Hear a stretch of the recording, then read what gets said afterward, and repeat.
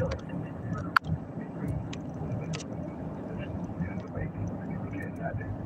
in 2 minds, but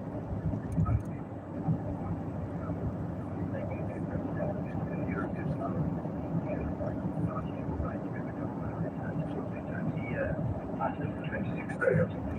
Then the question always was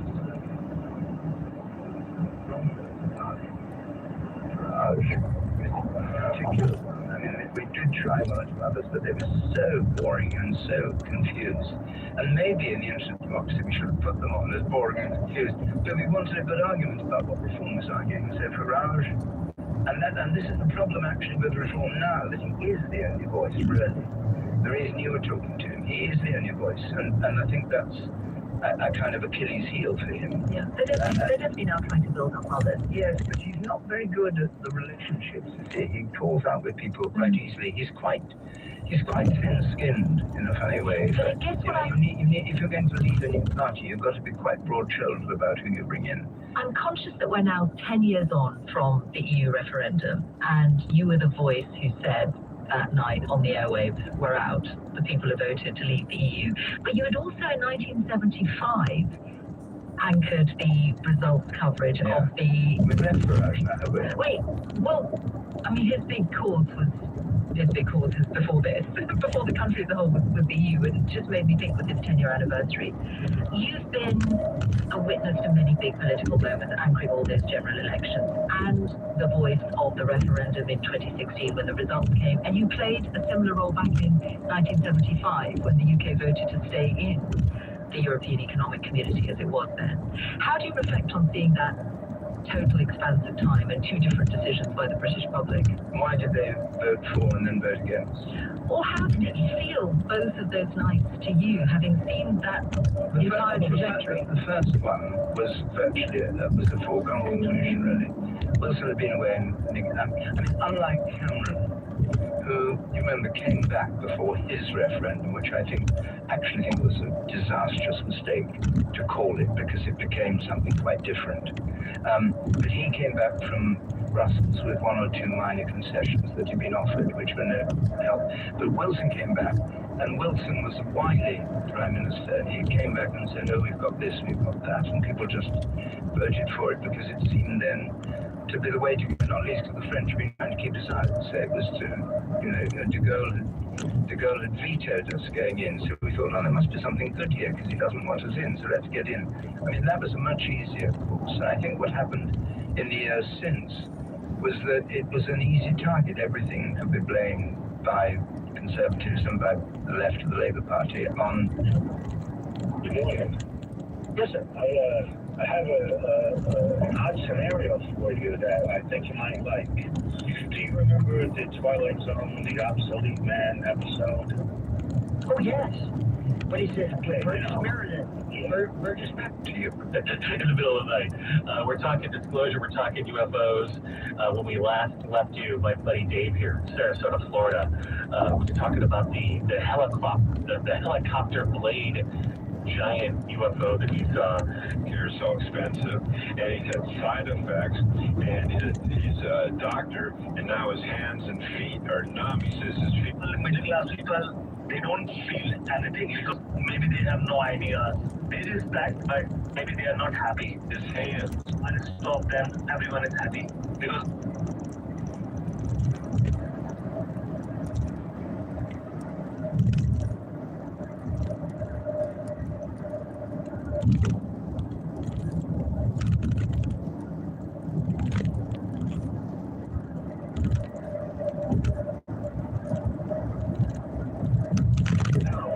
To what happened, saying you are obsolete.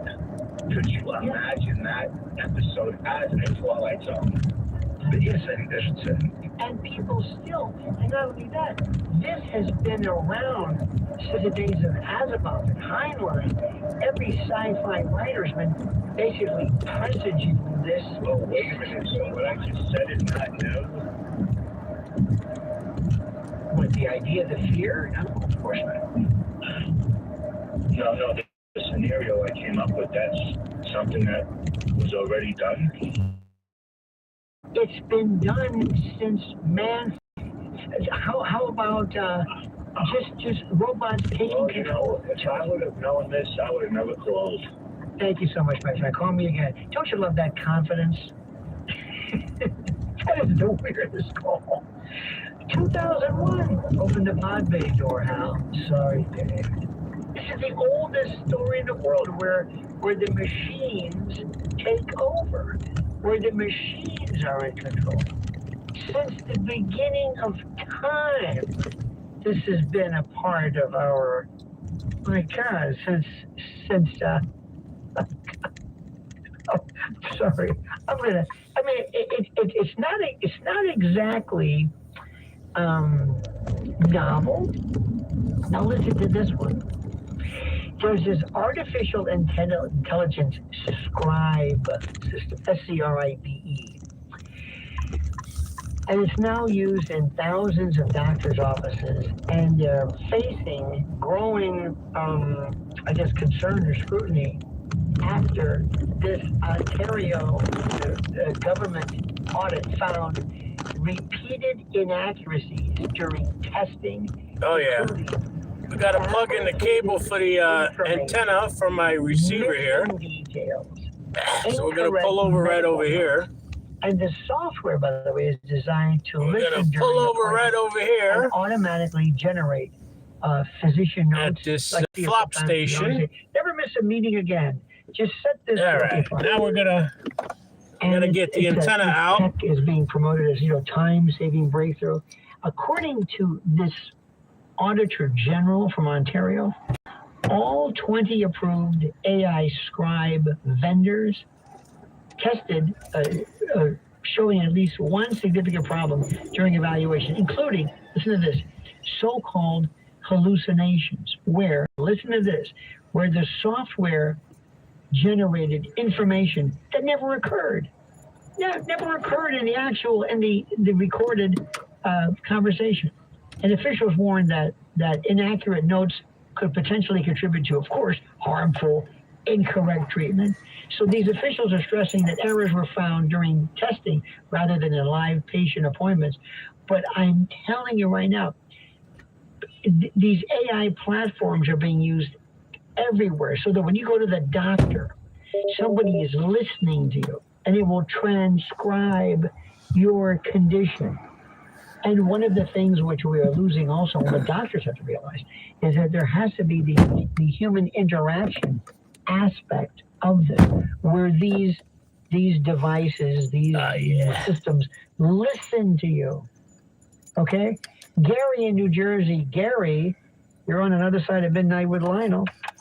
Oh, yeah. Oh, hi, Lionel. Your show leads us all. Here we go. Bringing out the communications receiver here. Creative, but I just like to say something. So we can listen to social media. I hate to say this. Let me stop you right listen there. to all the government agencies. I disagree with you.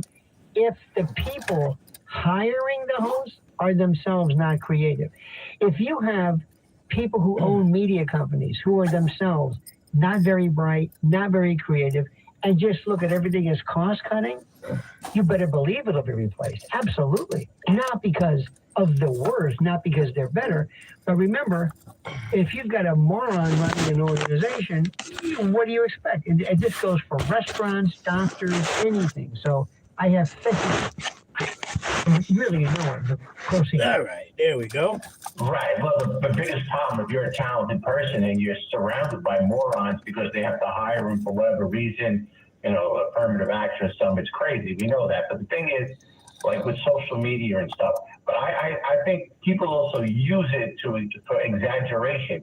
Like they talk about this guy, Luigi, right? But O.J. Simpson, when he was in jail in Nevada, he would get thousands of letters from women, not just marriage proposals, but that he was done wrong. They would send him money so he'd be the biggest guy at the commissary. He'd be Big Daddy at the check, And even one of the two Boston terrorists the two brothers, the one brother turned the other brother into a speed There's bump. our mayor, He's right getting there. he's getting love notes and stuff, but I think there's more people who are doing this purposely, and they have nothing to do with wanting to marry him. I wouldn't be surprised if Communist China uses our social media.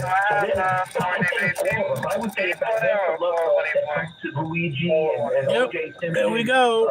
are manufactured by people who are playing around with our social media. We got the spreading propaganda. we got the radio on. I don't think that's impossible. I believe that's true. Do you know, by the way, there's another phenomenon. Not only people who do that, but people who falsely confess the crime. During the Lindbergh case, it's going to be a male Hispanic, approximately 25 years old, 5'9", medium build, constantly wearing a black t-shirt and blue jeans, goes by the name of Nikolai Melendez. It was just incredible. There's this weird thing about this Richard Ramirez, the Night Stalker. They went crazy. All right, there we They go. loved him. Ted Bundy married a woman when he was in prison. I mean, he was always a little more charming, and Ramirez may have looked better than most, than, let's say, John Wayne Gacy or something. But it's not just that. There's a strange phenomenon. Look at who our heroes are. Who are the American heroes? Who? Can you name, what was the last military hero we had in this country? Oh, Petraeus? Oh, I don't know. Jerry, I thank you, Donovan James, sir. Paul in Connecticut. Paul, you're on another side of Midnight with Lionel. Good morning, Lionel. Mental Health Awareness Month this year. And something that can be helpful is called dialectical behavioral therapy. What is that? Basically, it says for people to keep it in the present moment, like keep it in the here and now for their day, live in the moment, and not What does that mean? worry about the past or the future. They charge That's $10 for this. So that's easy for you to say. We learn that. But that's easy for you to say. Don't worry about the past. I mean, that sounds Well, some of the easy. people, they cut themselves. There's a lot of it. What's the fire one? You said they were going to New York Press? Why do you think people cut themselves? Some of the girls get a thrill out of it. Psycho. Wait a minute, excuse me. Stop for a second. Slow down for a second. You said some people cut themselves for the thrill of it, and other people are psycho. You don't think cutting yourself and harming? Let me finish. You don't think that cutting yourself and harming yourself for the thrill of it is crazy? You know, got married, you should be doing this now by 340. It's the thrill of it. They may be attention seeking away if they don't do it. Have you given it any thought whatsoever?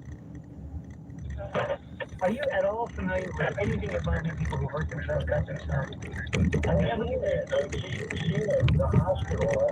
They'll cut this straight in front of me one day. Okay. Okay. On the ground, cut. But what does that tell you? I mean, what does that, do you know? She was very distressed at the time, young and distressed. I saw her 40 years later, and she said, "Remember me?" I said, "Yes." You saw her 40 years later? How did you see her 40 years later? I was in a weekend where I went up. I ended up in a psych unit in a hospital, and You yourself as a patient you were? yes. What were you in the psych unit for, sir? I took all my took a lot of medication. I was just worn out at the end of my rope, and I walked into a doctor's office, and I told her it took 15 morphine tablets, and then I needed to Did you? have an ambulance called. Did you take 15 morphine tablets? I went to the hospital and fell asleep for 2 or 3 days, and then they. Were you trying to kill yourself? No.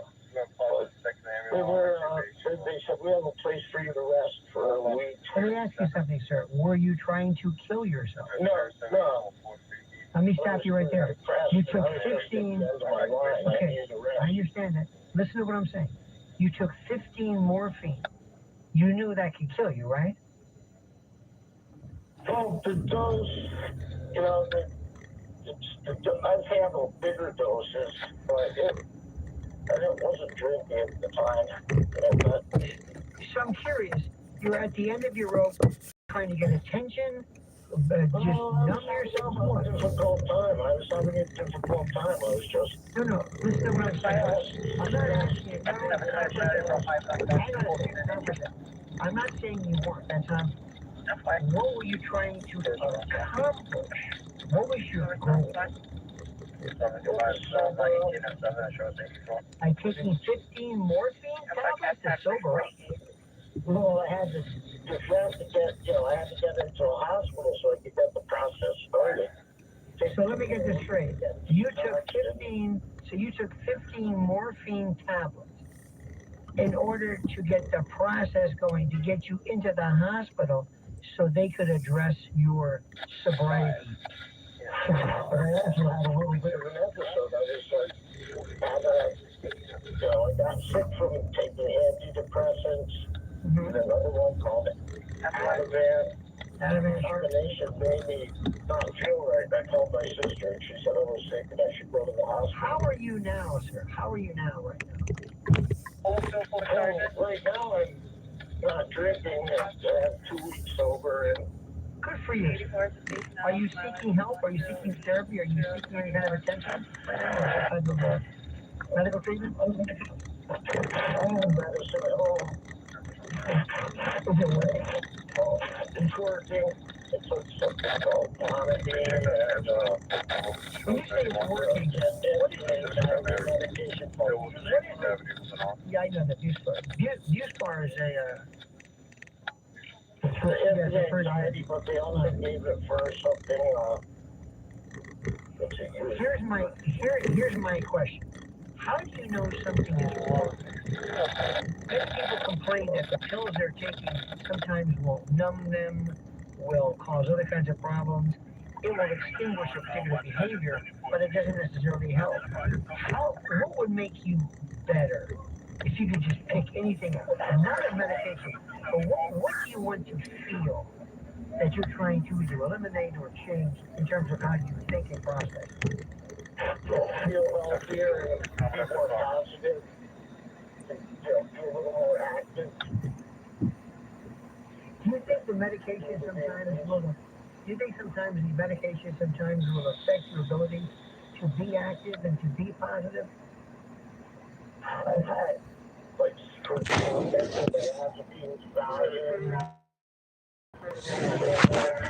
I'm not asking you to give me a list. A lot of people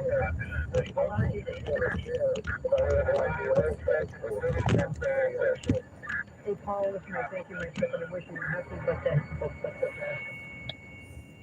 I hate when anybody even begins to opine, when somebody even tries to guess about why this is, about why people act, because we're not professional. I certainly am not a professional. But after this, I want to tell you what I've learned about people who cut, what a layman thinks about it, and why it's one of the most fascinating subjects. And like anything else, if you try to find out why people do it, suspend your own sense of reality, listen to what other people are saying, and try to understand the mechanism of the behavior, not whether it's right or wrong, or not whether you've ever felt it.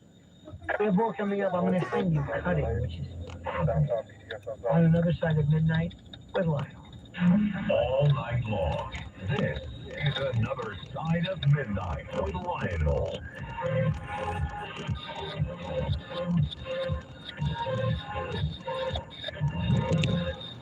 Memorial Day weekend is here, and it's all about the burgers. Get the store-bought stuff that shrinks when you cook it. Oh, it's real American beef from Freedom Farms. Born, raised, and processed right here in the USA. No imports, no fillers, just juicy, farm-fresh burger patties from upstate New York shipped straight to your door. Stack them high, melted cheese, load up the grill, and do it right. Toasting, stuck up with premium bread, beef, patties, $25 off your order with the code MEGA. Order now at weareFreedomFarms.com. Freedom Farms, their burgers don't shrink. Listen to this podcast now on the Red Red Apple Podcast Network. The Miller Report with Suzanne Miller.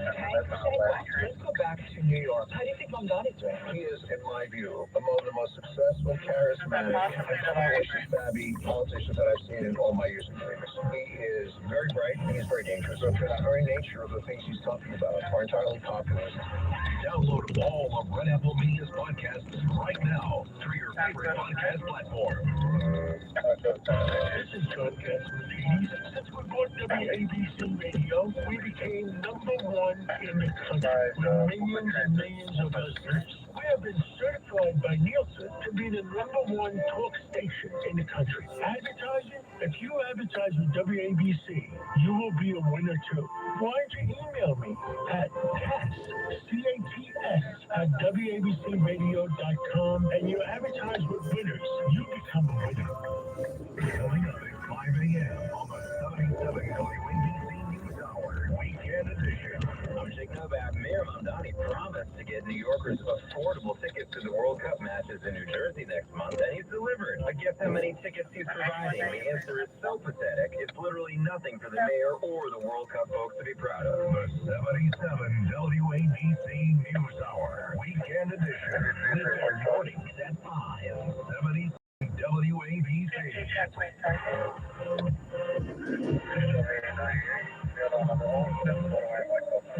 This is another side of midnight with Lionel. Now to the Bernard McGurk Studios. Here's Lionel.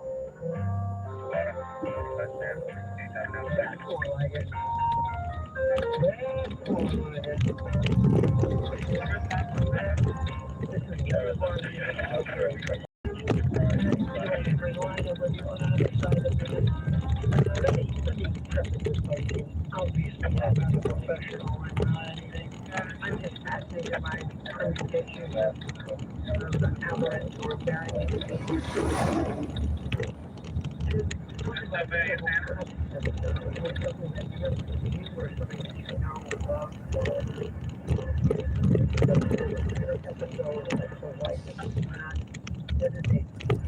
For a second, seeking professional help.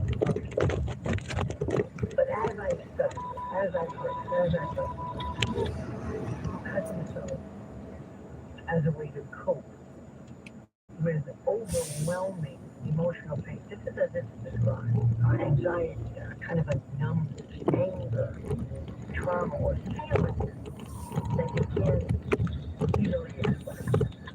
Now, for many people, by the way, it's not a way to die.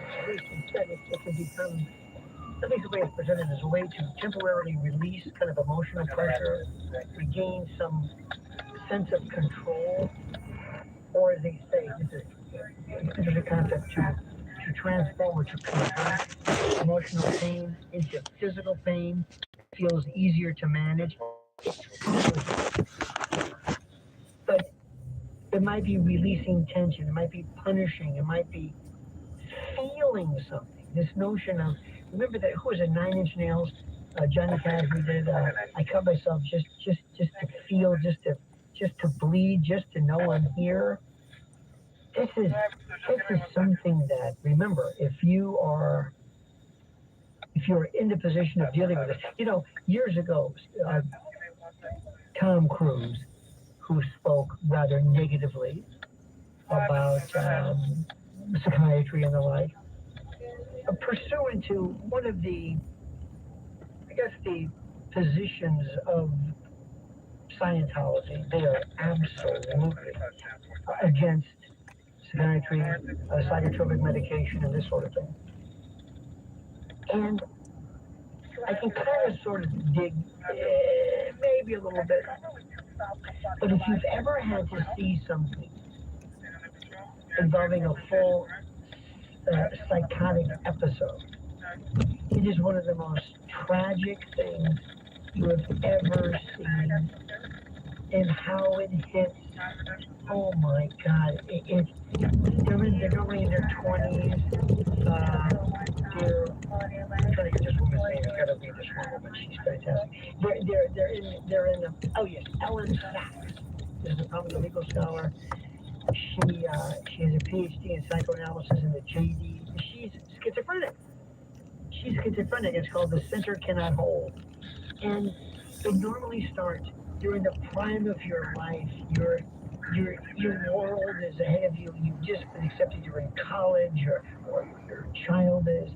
And invariably, you'll get that call. And the call will come from campus police or your son or daughter's roommate. And your child is maybe nude or screaming or scaring or threatening or not bathing, not showing grooming or physical care. And you think, oh no. And then you turn to the profession. The people like Tom Cruise was number one, and they would say that we are a drugs society. And that may be true.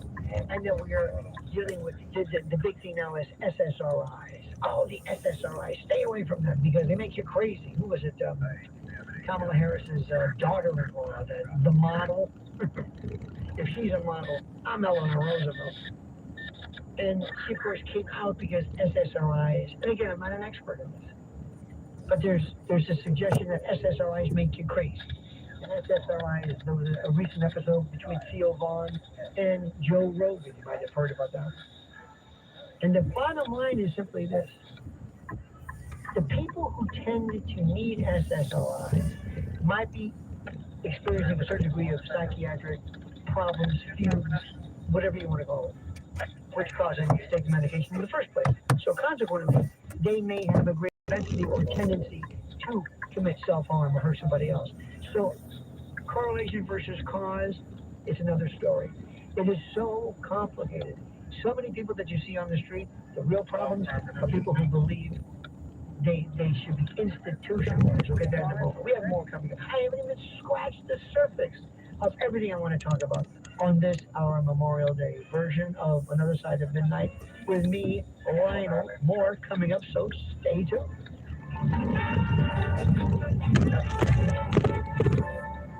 ABC New York, WRCR Haverstraw, and 107.1 WLIR Hampton Bays. This is the Worldwide News Network. I'm Stanley Brasso. Immigrants who want a green card to stay in the U.S. won't be able to stay while applying for one. News Nation reporter correspondent Allie Bradley explains. USCIS is actually saying that anyone applying for a green card actually has to go back to their home country in order to apply for that visa, for that green card. Now, the USCIS director is saying, quote, aliens who come to the United States temporarily and later seek permanent residency should pursue an immigrant visa through the proper channels back in their home countries before being admitted as immigrants. A new policy could impact millions of immigrants currently in the U.S. Director of National Intelligence Tulsi Gabbard has resigned. She will step down June 30th to care for her husband who has a rare and aggressive form of bone cancer. News Nation's Maddie Biertemple reports some in D.C. won't miss Gabbard. During her tenure as director, she was sometimes at odds with the president. When facing questions about Iran, she at one point told lawmakers there wasn't intelligence suggesting the country was trying to develop nuclear weapons. After the president's attacks on nuclear sites last June, he said Gabbard was wrong and he didn't care what she said. She also faced scrutiny from Democrats, notably over her presence at an FBI raid of an elections office in Georgia related to the 2020 election at the request of President Trump. In her resignation letter, Gabbard said she could not in good conscience continue on as director while her husband undergoes treatment. Some Republicans are doubling $1.8 million fund acting Attorney General Todd Blanche set up to compensate President Trump's allies for alleged political prosecution. News Nation's Joe Khalil reports a meeting between Blanche and some Republican senators did not go very well. As Senator Ted Cruz described it in his latest podcast episode, he says it was the most heated meeting he has ever been in on Capitol Hill. He described several Senate Republicans screaming at Todd Blanche over this weaponization fund. The issue Republicans have with it is some of them feel like it is going to be painting all Republicans as potentially corrupt. Some senators expressed concern that the president's family could benefit from the fund. Blanche said that would not happen. Kevin Warsh is the new chair of the Federal Reserve. President Trump says he has faith Warsh will prioritize a strong economy. And the president's advice for war? Don't look at me, don't look at anybody, just do your own thing. I want them to be independent and just do a great job. Trump had been a harsh critic of former Fed Chair Jerome Powell and his reluctance to cut interest rates. An update on the talks to end the war with Iran provided by Secretary of State Marco Rubio. We await word on those conversations that are ongoing. There's been some slight progress. I don't want to exaggerate it, but there's been a little bit of movement, and that's good. Tell me doing another one. Now, 427 on the downtown, 123. Yeah, I'm sorry, you That was marked out like 12 minutes ago. The statue's head was found in the bushes near the church, according to investigators. Locals said they don't understand what would possess someone to head such a secret statue. I wish people would just leave religious things alone. Just because you may not agree with the religion, or you may be a different religion or atheistic, respect other people's beliefs. It doesn't take much to be a decent human being. Stuber was conditionally released. She is not allowed back near St. Mary's Church. More from the island, a Deer Park woman under arrest again after allegedly threatening the wife of her initial arresting officer. 31-year-old Christopher Floyd was first arrested for fleeing police back in October of last year. Then just last weekend, LaFroy allegedly made harassing phone calls and sent threatening text messages to the officer's wife. Now she's charged with aggravated harassment. New York's Department of Transportation repaired over 250,000 potholes in April, far surpassing the goal of 175,000 set by Governor Kathy Hochul. More than 215 crews were deployed for that effort, which combined with repaving, laid more than 120,000 tons of asphalt on state roads last month. The project was rolled out following one of the coldest winters in recent memory and is expected to continue. Federal officials are trying to get to the bottom of how the Atlantic City Housing Authority is out of money. The press of Atlantic City is reporting the U.S. Department of Housing and Urban Development is investigating after taking over the agency 6 months ago after deciding the authority could not fix the problems that have lingered for years. HUD officials brought in a team from New York City Housing to come up with a plan to fix broken elevators at one of the authority's developments.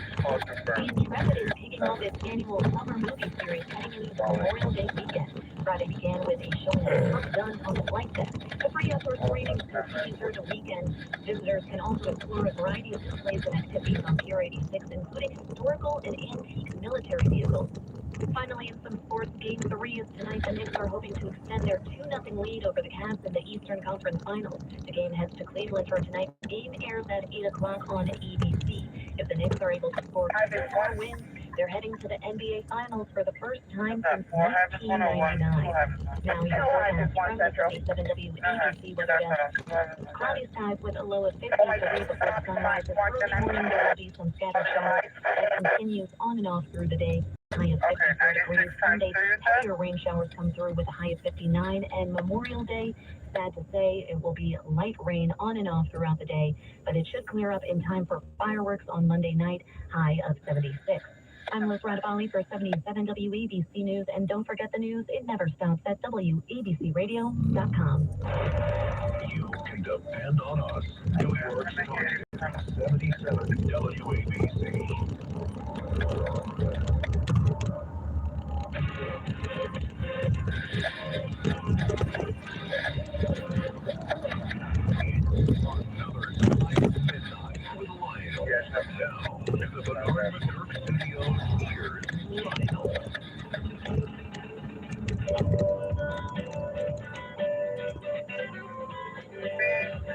Second request for a homeless outstretch in the basement.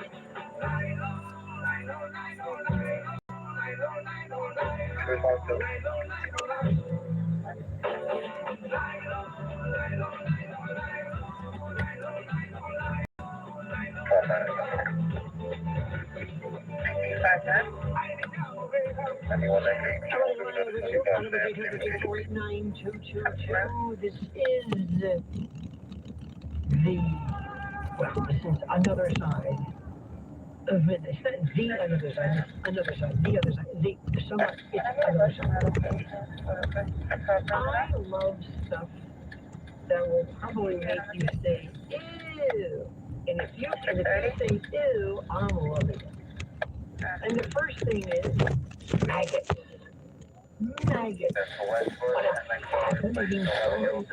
I have loved the story of maggots. They're incredible. There was this case of a man who had terrible cubitus bed sores. He had the sore on his heel. We're trained, sir. Infected, foul, smelly, awful, rancid, rotten, putrescid funk. I mean, this is this poor man. So what they did was, they took, this is very interesting, the FDA-cleared medical devices are called maggots. That's why they germ-free this to these areas, and that they were putrescent and fetid and just decomposing, and the maggots went right for it. And it wasn't that they ate anything, but during the course of their attack, they would release these kind of 8,000 in water seconds. RNF 0131. Debris and remove a lot of the diseased portion, the dead portions, and people who just there was nothing they could do had their wounds returned to that pink, healthy look because of maggots. Because it was somebody who is able to think outside the box. But again, when you try to tell people this, they will say, "Ooh, that's icky." Here's one for you, which, let me see if I can say this, because I think it's nothing but fascinating. There are more people who suffer from lower GI. You've heard about gut health. Tell me something. Miso, gut health, for your biota. People who suffer from ileitis, colitis, IBS, your diarrhea to the point where this is life-saving. But because we have this icky, because we have the mentality and the medical knowledge of an 8-year-old, we say, ew, maggots, ew, diarrhea, ew, or we'll laugh. That's my favorite, we'll laugh. For reasons I don't know. Whenever we talked about colon cancer and colonoscopy, people will always, again, giggle or for like children. Here's something. I don't know how many centuries ago, figured a way, and I'm not going to venture guesses how they did this, but there was something called, please bear with me, I'm not trying to be, it's late, fecal transplantation. And what they would do was a lot of times they find that people who have lower GIs, their biota, their bio, their gut health, as you say, is all just gone, screwed up, out of whack.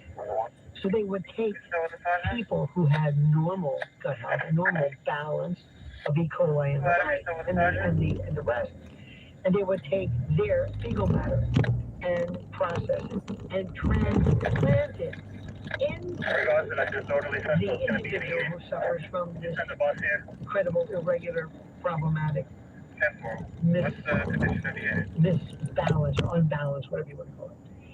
Almost miraculous. In some cases, people were cured 100%. They really go through surgery, all kinds of. It's brilliant. And I just thought, God love these people who say, I've got an idea. I've got an idea. Remember, Ignaz Semmelweis. Ignaz Semmelweis, people always think it's really special. Ignaz Semmelweis was the OBGYN who decided, let's wash our hands before delivering babies. At medical hospitals, which is redundant, I guess versus a veterinary hospital, when they would sometimes get done with their rounds, they would go to the morgue and do either autopsies or, and they never washed their hands. And then they would deliver babies. I mean, we laugh at that. And people were wondering, why all this postpartum, this post-birth, why all this horror? Why these problems? What's going on here? Well, lo and behold, somebody said, somebody said, I think maybe if we wash our hands. And they looked at him like, what are you, nuts? Are you crazy? It's the most incredible thing in the world. It's just, so it's one of those things, one of the things that fascinates me about somebody who looks at how we do things and asks themselves, maybe let's just find out more of the reason of what's happening. Let's look at what's happening with this. But the magnet system, I just found absolutely phenomenal. Here's one for you. Adults are now reliving musical camaraderie by going to band camps for grown-ups. I am telling you right now, one of the greatest things you could ever do, especially now in your latter years, is you've never played an instrument. Just take up an instrument. It is the most incredible.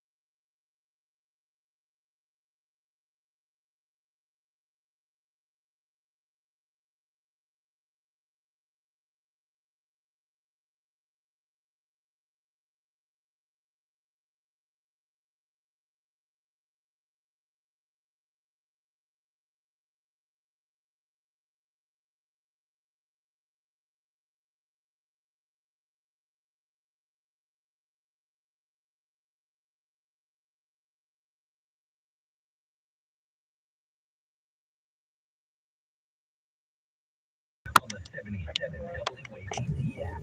See how far with your head? 77 WABC.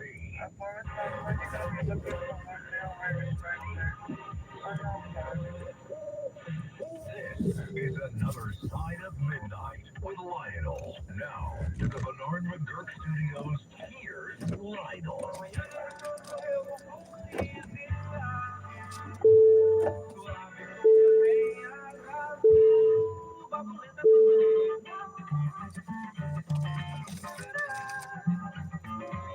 Oh, yeah.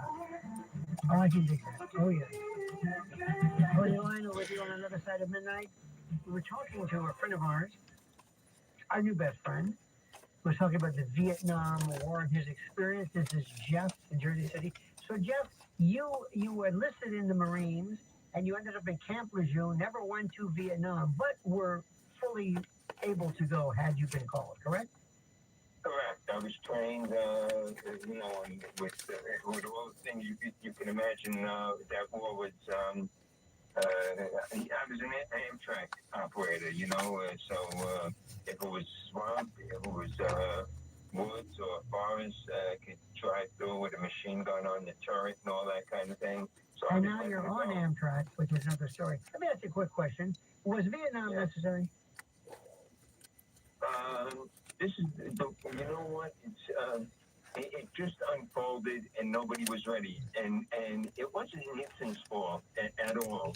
And you know who else? General Westmoreland really got a bad shake. Let me ask you a question again. Let me ask you a question. The question was it necessary? It is complicated, and you're a lawyer, right? Everything's not yes or no. Do you think it was? Do you stop for a second? Do you think, after everything that we know now, after what happened, after we found out what Ho Chi Minh was trying to accomplish, after 55, 58, whatever, 1,000 Americans go to that wall, look at those names and say, theoretically, yes, your death was necessary because of what? How is the world better today? How is society safer? How has communism been? This was a disaster. It was unnecessary. Everybody knows that. Even McNamara said it. How can you say it was complicated? It was unnecessary. It started right after War II. I mean, the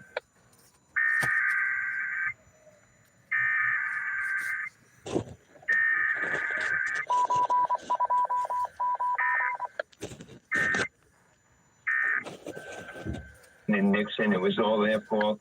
Eisenhower sent advisors, JFK added to it, and they were ready to go. They initiated the war. Here's my question again. I don't want to cut you off. I'm sorry. All right. Answer my question. Was it necessary? Forget who went in first. No. I know that's what you want to hear anyway. But do you agree, though, too, it's not so absolutely cut and dry? So why not?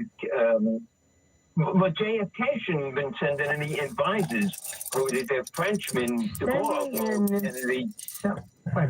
Sending in an advisor, and truly an advisor, one of the things which he wanted to do later on, which was a big problem, he was a officer, but he wanted to, let me finish, he wanted to withdraw, yes. Kennedy? Lyndon Johnson said, I will not be the first president to lose a war. He had Westmoreland and these idiots who thought that you could do body count. It was the most ridiculous waste of time. It shattered a disaster, a generation. It was, and by the way, I thank you for your call, but I cannot believe how anybody did this. It told me one thing. I don't believe anything these people say. And what's happening is that this is the part that bothers me the most. Whenever it comes time for Memorial Day, now is the time, people automatically feel, and they should, that yes, we should honor the people who died, who wore our uniform, irrespective of the war or what was done or not done. Doesn't matter. They answered their call. Some were drafted, some were forced, whatever it is. But the problem with this is that people will normally say things like, freedom isn't free. And that's supposed to be it's like, yeah, and they died for a good reason. Wait a minute. This is what scares me. This can unintentionally encourage this acceptance of sacrifice and death and war as inevitable. Hey, it happens, or it's natural, and even noble parts of maintaining liberty. If you're going to maintain liberty, you're going to have war. You're going to have to die. No, the phrase, this idea conditions people and a lot of folks to see the cost of freedom. Sounds like Crosby, Stills and Nash, but the cost of freedom and liberty as permanent and unavoidable. And they want to frame loss and death and conflict not as tragedies, not as mistakes, not as something to prevent, but as necessary. We got to pay our dues to preserve society. Nonsense. There's a word, it starts with bull, and I think you know the rest of it. That's the thing which I never understood. And here's the best part. And when I talk to people like that, I'm never going to tell a veteran that their service was unnecessary or they were unnecessary. I'm not even going to think about that. But all I know is nobody died. Not one person on that wall died and maintained my ability to speak in Cleveland because he died in Hanoi or Saigon or what? How did they figure this? How did this ever pose a threat? How did Ho Chi Minh ever? And they just extrapolate this. And one of the reasons why is that after World War II, the Great War, really not the First World War, which was another disaster. Nobody even understands that one. But after this noble effort, where people came home and they were heralded as my God, as heroes, and the music and VJ Day in Times Square, and oh my God, we were top of the world, crushing Hitler and fascism, and it was incredible. And how these men came back on their ship. They went and they came back to decompress and to talk, and then they were met as heroes, and people later on who were born during the Vietnam or for the Vietnam era said, I have to do this. I have to do this because this, and you would think that Korea they would have learned something, but people said, I've got to do it. My grandfather was in the military. My father was in the military. It's my duty. Well, you know what? That was a very dangerous way of thinking. And what they also do is they tend to use your sense of patriotism against you. The first time I saw the Vietnam Wall, I don't know what I expected. I thought that the wall was that section that you see, the main section. I didn't realize it was over acres of wall. It was everywhere. I couldn't believe it. I'm thinking to myself, how did this happen? And I talked one time to McNamara on WABC when I was doing mornings. Oh, that was many years ago.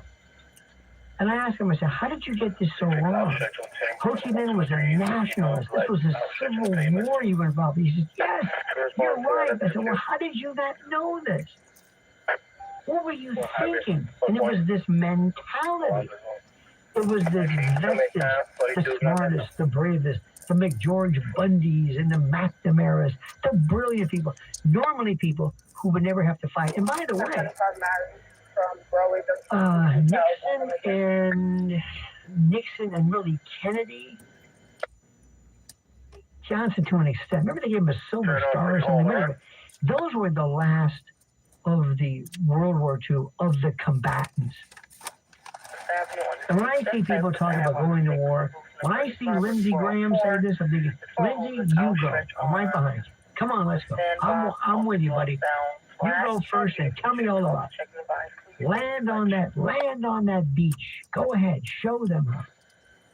It sickens me to think that I've got to go to some family, all those names, and you died, you gave your life for what? And I'm supposed to sit there and just clap dutifully? Nope. Sorry about that. I take it very, very, very seriously. This is one of those things which I cannot. Listen, if you want to be free, let me tell you who the biggest fuck. The people who are going to limit my freedom of speech, my freedom of expression, they're not in a foreign country. They're here in this country. The politicians. And there are people who are stifling my freedom of speech as proxies. And you know that. Stop being I don't want to say not anachronistic, but this wonderful sense of this kind of this nostalgic revelry, this what am I trying to say? What is the word? We tend to repeat canned theories which are not in and of themselves correct or incorrect, but they're not. We're very lazy. We're very lazy, and how we have forgotten the Vietnam veteran. It's a travesty. And Korea? Let me tell you something. You put this into perspective. You can play around with the numbers. Vietnam was like 55,000, let's say 10 years. Very, very simple. But Korea was like 50,000 in 3 years. And under the worst conditions you can imagine. And it ended with just a ceasefire. And thanks to O.P. Smith, and thanks to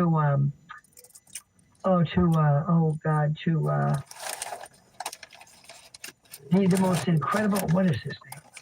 Anyway, I'm rambling. Let's go back to the phone. Let's go to Lou in Floral Park. Lou, you're on another side of midnight with Lionel.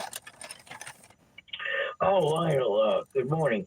About 30 years ago, Grace Slick said in an interview that no rock and roller should perform over the age of 50. But yet we have many of them in their 80s. Yeah?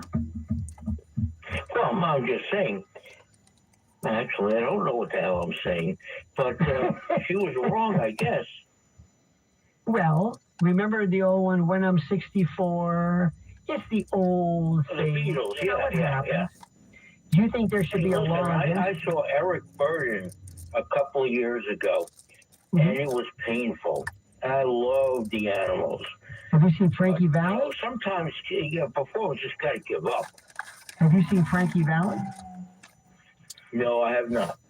I hope you never do. I thank you, sir. I saw him one time. I hope to God somebody. If ever there was something that looked like elder abuse, it was this poor man just standing there. Put it this way, he made Joe Biden look like Rip Taylor, okay, in comparison. It was that serious. Let's go to Fred in Atlantic, New Jersey. You're on another side of midnight with Lionel. Hey, Lionel, the scenario is you have a cardiac arrest. Let me stop for a second. What scenario? What are you talking about? Well, I'm talking about maggot therapy. Well, see, you got to start off. You got to say.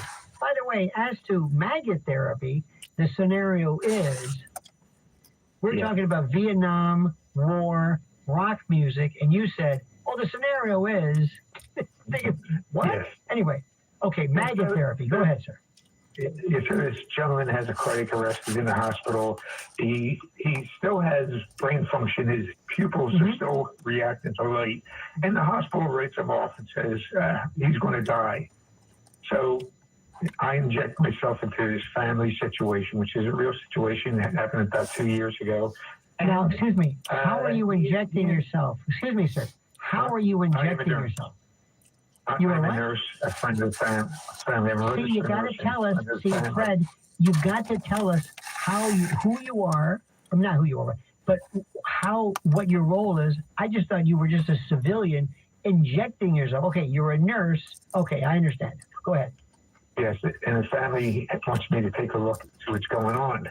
So I end up in intensive care. It looks like they're slow walking this guy because they think he's brain dead. So I him. I shine light into his eyes. His eyes are reacting to the light. I said, there's brain activity here. And like I said, they were slow walking, and all of a sudden they jump on him and put him on pressors to bring his blood pressure up. And here he is in intensive care for about 2 weeks. He ends up in another institution, transferred because they said they couldn't do anything for him in this one hospital. And he, at the end of the day, he ends up with this decubitus, as you were talking about, that's the size of 2 fists. And by the way, this is a decubitus ulcer. Hang on a minute. You got to let people know. Somebody may know the decubitus ulcer is like a bed sore. Okay. Exactly what it is, a bed sore. It's 3 inches deep down to his spine, and he gets transferred home. And again, the family has all kinds of hope of that his brain may be revived because he has some sort of reaction to what they're saying, et cetera, et cetera. So the foul smell from the bed sore, et cetera, et cetera. I said to him, they wrote him off from the beginning. I said, let's try maggot therapy on him. What do you mean maggot therapy? I said, this is something that's real. So I call California and I get $300 worth of maggots. Do you need a doctor to approve this? No, I didn't need a doctor to approve it. No, I actually went beyond my scope of practice because the people who were taking care of him, just doing it palliative care, didn't like what I was doing, but the family wanted it, and I did it. So I put the maggots in there, and the family I only put half of them in there because that's what they recommended from the company I bought them from. So I put them in there, and they're doing their thing, and everything's great. But the family, he, as you described, gross. This is a gross thing. Right. So a couple of them, there's a screen they put over the decubitus. A couple of them got out, and I joke with the family. I said the critters are running on the bed. Right. They did a great job initially. And I wanted to put the second batch in there, but the family could not handle any more of that. And in the meantime, wait a minute. Why can they? Excuse me. Why can they not? Excuse me. Why can they not handle that versus rotting, smelling decubitus? That they can handle. They couldn't stand the idea of maggots cleaning this up. That they intellectually couldn't handle that.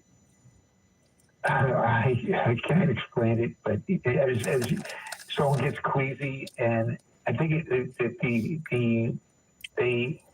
is getting out of the screen. Okay, let me just help me with this. Help me with this. He's rotting and probably dying. Okay, just work with me on this. And somebody said, but ew, one of these little bugs got out, so we're going to just scrap the whole thing. Because I find it intellectually, personally, aesthetically displeasing. Is that what you're saying? That's exactly right. Well, what happened to him ultimately? Did he make it? No, he didn't make it. And I unfortunately he didn't make it. It was. Well, Fred, listen. I'll tell you what. I thank you for your call. I appreciate it. Please call me again. I wish we could have gotten almost to the. The maggot part has nothing to do with it. Listen, let me explain to you. God bless American medicine. God bless America. But if you think that we have, quote, the best, not only that, the best care, the best, a lot of times we do, but a lot of times we don't. And we also don't have a kind of a working understanding of rudimentary, basic medical, kind of the way things kind of sort of work.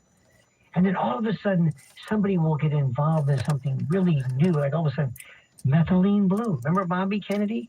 Methylene blue. Red light therapy. Remember the red light? What the hell is that? I don't know. That they'll get interested. Or you worry about seed oil or keto diet. But when it comes to, just like fundamental, basic, rudimentary abecedarian stuff, no good. Oh, let's go to Will in New Jersey. You're on another side of Midnight with Lionel. Hello? Yeah, Will. Oh, I heard you talking about Vietnam. I can tell you. That's right. Well, first of all, Vietnam, Korea, you look at every war that we've been fighting, we don't call it a war because it's not. We just go there to take money for somebody. Vietnam, if it's not a war, if it's not a war, what is it? I mean, it's what they call a conflict. The point I'm making is this. Then I said we lost. We don't fight a war. We go to war, they had the Ho Chi Minh, that trail. We only could go so far. Then we had to stop. Korea had the same thing. Got a war. What would you have done to win Vietnam and not stop? What would you suggest? Not so much for a reason about a war, because it's all about money. So I understand that. You said we weren't allowed to finish. How would you have finished the war? What would you have done? No, they didn't finish. They didn't want us to fight. All they wanted to do was make money. Okay, thank you, Will. Call me again. This is circular and circuitous. Danny in Los Angeles. You're on another side of Midnight with Lionel. Oh, hi, Lionel. Robert McNamara was the first president of Ford Motor Company who wasn't a Ford. But let me just go to this for a second. Joe DiMaggio had maggot therapy and treatment for his infected foot in 1949. Gets out of the hospital, and the Yankees win the World Series again. It's almost like a script in Hollywood. Joe. Married to Marilyn Monroe. You know why he was so successful? Because Marilyn gave him good advice. Now, guys, the guys who fought in Vietnam, and you're listening, you were heroes then, you are heroes now, and you will always be American heroes. Now, the political dinglings who messed up that war and should have never put those kids there, that was their time. That was when they were 18 years old in the 1960s. They were turning 18. We know about the deferment. We know that there were some rich kids that did go. One of the Walton kids was highly decorated. So a lot of them did not go. And we also had problems with, people didn't want to go. There was protests, everything. But I always wanted to ask people who were the parents and adults of that time, were you fighting against this? If I was an adult, I wasn't around then, but if I was an adult then, I would say, where are you sending out kids? Our American boys knew where Vietnam was. They never even heard of Vietnam, okay? Mm-hmm. And that's the truth. And that's the riddle of the JFK assassination, because we don't know what JFK would have done. Don't tell me he would have done it or wouldn't have sent guys or he wouldn't. No, Danny, wait for a second. Let me ask this. Danny, you're all over the place, and I like it. I appreciate that. Vietnam, right or wrong, which one was it? Was Vietnam necessary? Vietnam was not necessary, no. Very good. Now, let me ask you this. How could they have gotten this so wrong? How? Because when you have people in power like Lyndon, listen, a lot of people think Lyndon Johnson had JFK knocked off. He just knocked off the president. No, you're veering off. You're talking about something else. No. How could so many people be so wrong? A lot of people or political people go along with it. They just go along with it. Let me ask you this. Are the same people in the same methodology, the same, not the same people per se, but the same mindset? Are those folks the architects of our current foreign policy? Of course there are people that way who just go along. We know that. That's just the way it is. They want their paycheck. They're afraid to rock the boat and everything. And people who rock the boat, unfortunately, get marginalized and thrown to the side. Tommy Robinson, Danny, I thank you so much. I appreciate that immensely. It's incredible. By the way, I think Mr. Billy and I would have realized, as the Hughes Corporation would said, don't rock the boat. Don't rock the boat, baby. Don't turn the boat over. I think those are words that we live by and through. Let's go to Smooth Jazz in Hawaii. You're on another side of Midnight with Lionel. It's smooth jazz that me and you both learned of in the 80s. I hated jazz pattern. Smooth jazz 101.9 New York. Smooth jazz, not cool jazz, but smooth jazz. I like, as our writer says, our screener writes smooth. S-M-O-O-V. Yeah, that's what I said, smooth jazz. That's my name, man. Smooth jazz. S-M-O-O-V. S-M-O-O-V is in Victor E. Smooth. B-E. Yeah, I come from Hawaii. Right. What is smooth? Explain smooth versus smooth. Smooth, man. S-M-O-O-T-H. No. Explain, define it. Smooth versus smooth. From now, define it. Sade, let's say Chick Corea, let's say Dr. Explain the difference between the word smooth with a V and smooth, T-H. What's the difference? I said smooth jazz, and I don't worry about that. Okay, thank you so much. Have a nice day, sir. Unbelievable. This is... I think somebody was going to say, well, the difference between it is because of such and such. Oh my God. What is this? All that jazz, right? Yeah, but that's the... Why don't we dance it? Yeah, but that's not jazz. That's not... I got it. The word. that's, by the way, 101.9 was a great iteration of a version of this.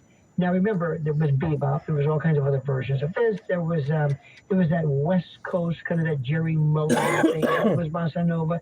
Then around the 80s, it wasn't so much smooth. But remember people like Spyro Gyra and Chick Corea and Fatburger and even Wyndham Hill to an extent, Al Di Meola and Gary Burton, the CTI, Creed Taylor. That was that version. And then today, I don't even know. There is such good stuff. Thank God for YouTube to prevent some of the best, or show some of the best stuff ever. Let me do this. Let me try to recollect in the last moments, trying to ask what I think are some of the simplest questions I've ever asked in my life. But then again, what do I know? 800-848-9222. This is Lionel with you on Another Side of Midnight. All night long, this is Another Side of Midnight with Lionel.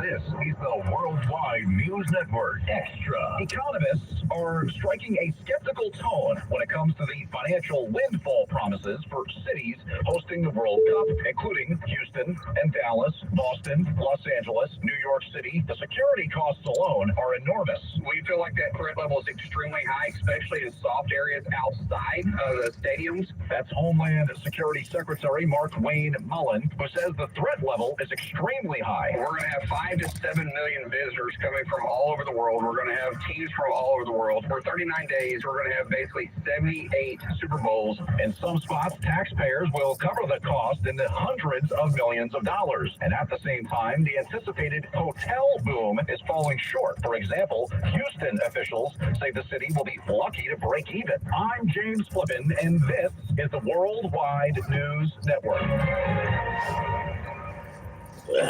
Coming up at 5 a.m. on the 77 WABC News Hour, Weekend Edition. I'm Jake Novak. Mayor Mamdani promised to get New Yorkers affordable tickets to the World Cup matches in New Jersey next month, and he's delivered. But guess how many tickets he's providing? The answer is so pathetic, it's literally nothing for the mayor or the World Cup folks to be proud of. The 77 WABC News Hour, Weekend Edition. Weekend mornings at 5. 77 WABC. The views and opinions expressed by the individual hosts and their guests do not necessarily reflect the policies or positions of WABC Radio, its management, or its sponsors. What would you say?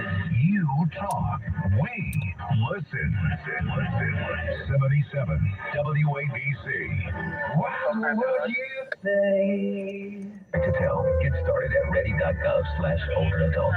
Brought to you by FEMA and Ad Council.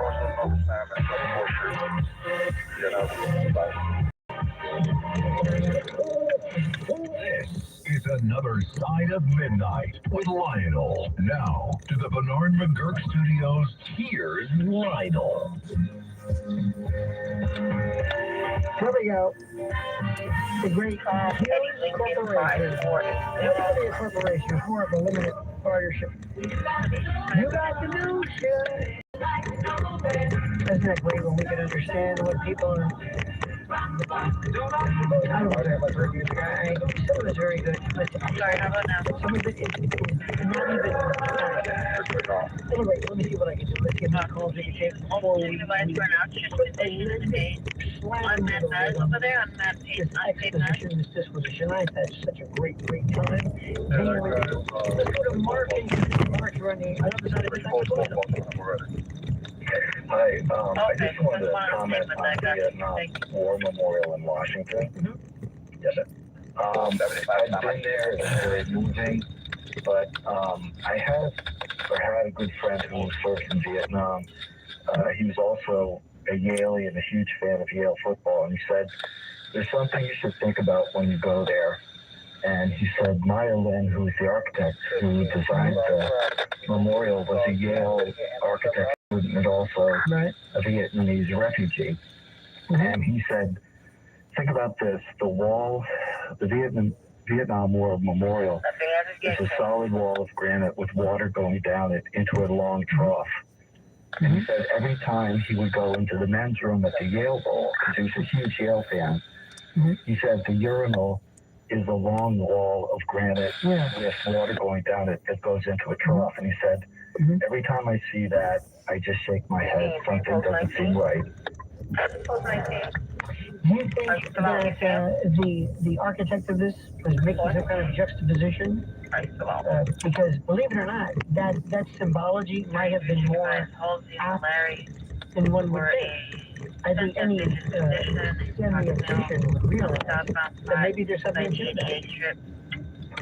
Yeah, I'm not an architect, but you don't have to be. You don't have to be. Yeah, No, you don't have to be. Possible.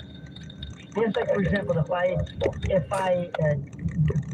if you commission me for a painting of you, and I put a pomegranate with an onion ring on it, I'm saying, well, that's you. And you say, that doesn't look like me. And I'm saying, well, you're not an artist. So no, but I've got eyes. I don't need to be an artist. And I thank you for your call, Mark. I despise war. I despise it. And we are far too easy, especially the business today. We talk about war. Sean Ryan show and what's the name? Glocko or all of these ex-Navy SEALs and look at the guy who ran against Massey. Like, I never said a word, but he was a Navy SEAL. That's good enough. Okay, that's good. But I want to know a little bit more about who these people are. The way they sit around with their, always have to have a lot of tats. You got to have the hat backwards, the beard. You got to look like Delta Force. It's a new, how do I say this? It's a new, I guess you'd call it a new kind of a motif of sorts, and that's great, and I appreciate that. But most of what we're seeing right now is war that is completely and totally unnecessary. Let's go to Jeff in Illinois. Jeff, you're on the other side of midnight with Lou. Hello, Jeff. Hello.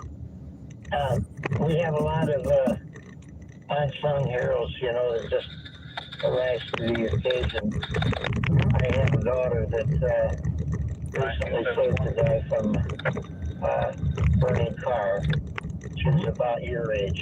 She's a grandmother. But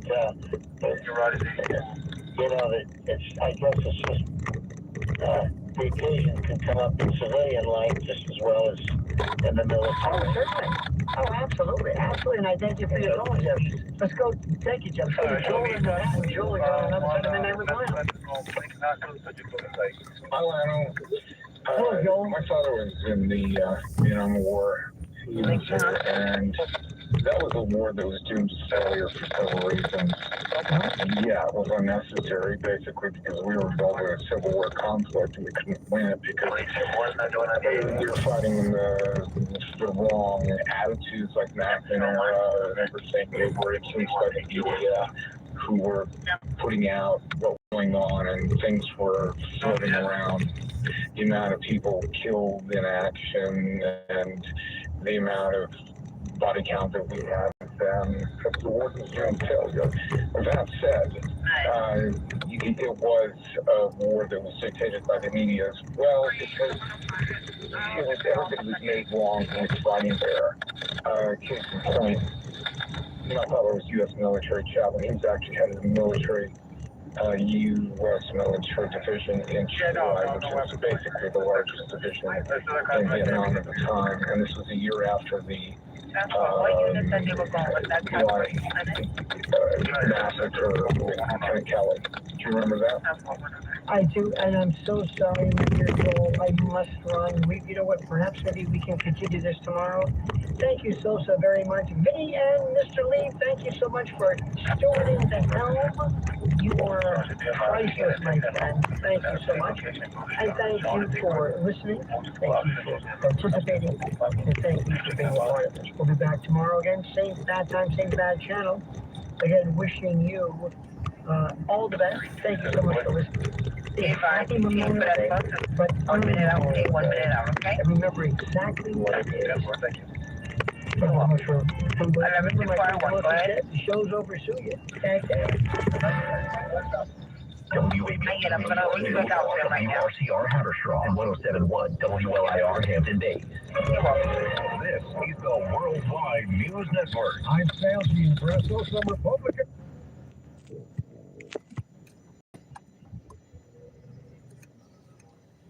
President Trump's ally for alleged political prosecution. News Nation's Joe Khalil reports a meeting between Blanche and some Republican senators did not go very well. As Senator Ted Cruz describes it in his latest podcast episode, he says it was the most heated meeting he has ever been in on Capitol Hill. He described several Senate Republicans screaming at Todd Blanche over this weaponization fund. The issue Republicans have with it is some of them feel like it is going to be painful. Who would benefit from the fund? Blanche said that would not happen. Immigrants who want a green card to stay in the U.S. won't be able to stay while applying for one. News Nation border correspondent Allie Bradley explains. USCIS is actually saying that anyone applying for a green card actually has to go back to their home country in order to apply for that visa, for that green card. Now, the USCIS director is saying, quote, aliens who come to the United States temporarily and later seek permanent residency should pursue an immigrant visa through the proper channels back in their home countries before being admitted as immigrants. The new policy could impact millions of immigrants currently in the U.S. Director of National Intelligence Tulsi Gabbard has resigned. Stepped down June 30th to take care of her husband, who has a rare and aggressive form of colon cancer. News Nation's Maddie Bierkessel reports some in D.C. will not miss Gabbard. During her tenure as director, she was sometimes at odds with the president. When facing questions about Iran, she at one point told lawmakers there wasn't intelligence suggesting the country was trying to develop nuclear weapons. After the president's attacks on nuclear sites last June, he said Gabbard was wrong and he didn't care what she said. She also faced scrutiny from Democrats, notably over her presence at an FBI raid of an elections office in Georgia related to the 2020 election at the request of President Trump. In her resignation letter, Gabbard said she would not in good conscience continue as director while her husband undergoes treatment. An update on the talks to end the war with Iran provided by Secretary of State Marco Rubio. We await word on those conversations that are ongoing. There's been some slight progress. I don't want to exaggerate it, but there's been a little bit of movement, and that's good. Rubio says there are still differences over Iran's nuclear enrichment. And Kevin Warsh is the new chair of the Federal Reserve. President Trump said he has faith Warsh will prioritize a strong economy. President's advice for Warsh: don't look at me, don't look at anybody, just do your own thing. I want them to be independent and just do a great job. This is the Worldwide News Network. Now, 77 WABC Local News. practiced as many business since Gerald Ford in 1976. Trump was brought up on stage at Rockland Community College by Giants quarterback Jackson Dart. Go Big Blue! What an honor, what a privilege it is to be here. And without further ado, I'm grateful, I'm honored, I'm pleasured to introduce the 45th and 46th President of the United States of America, President Donald J. Trump. When Trump took the stage, he said Democrats and Democrats are forcing high earners to leave because of increasing taxes. New York can never be the same if it's losing its tax base, and the people that pay 85% of the taxes are leaving. The president pledged his support to local candidates, including Nassau County Executive Bruce Freakman, who's running for governor, and GOP Rep. Michael Lawler, who's defending his seat in New York's battleground 17th district. A candidate man is facing human trafficking and promoting prostitution charges because investigators say he used violence and threats to force women to have sex for money and drugs. The New Jersey Attorney General's office says 40-year-old Keith Woodson posted ads, booked hotel rooms, and collected money from clients. Investigators also say Woodson threatened to hurt both women and kill their families if they did not follow his orders. He's also charged with aggravated assault since he's accused of being physically violent with the woman, including cooking one until she passed out. A Long Island carjacker is being busted for murder. Authorities say Jason Butt Champagne was arrested after he assaulted an amputee and left him for dead, running off with a 2009 Mitsubishi. Outside 25-year-old Butt Champagne is being charged with murder after he assaulted 65-year-old Donald Clune in Deer Park back in December 2024. Clune only had one leg and was unable to call cops since his phone was in the stolen vehicle. A bystander found Clune in the road. However, he died from blunt force injuries 2 days later. But Champagne was able to evade arrest until Suffolk cops carried out an extensive probe.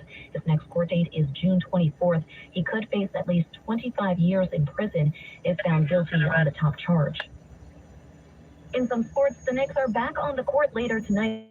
They're hoping to get one step closer to the championship series. It would be their first appearance in the finals in 26 years. Game airs on ABC, tip-off at 8. For locals that want to watch the game surrounded by fans, MSG is hosting a watch party at the Mecca. Tickets are $10 each. Proceeds are going to charity.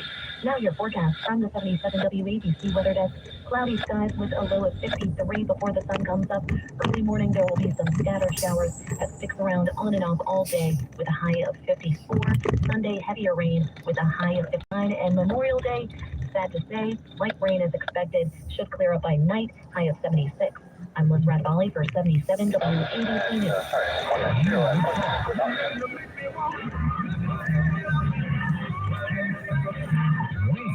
Listen. 77 WABC. Slater Schulman, 488 Madison Avenue, New York, New York. Prior results do not guarantee a similar outcome. Attention, former female inmates of Rikers Island Prison in New York City. If you were sexually abused at Rikers Island at any time in the past, no matter how long ago, now is the time to come forward. The new city GMDA law temporarily removes the time restrictions to take legal action, and you may be entitled to substantial financial compensation. If you were incarcerated at Rikers Island at any time and were forced into sex with guards or subjected to any sexual misconduct, you may be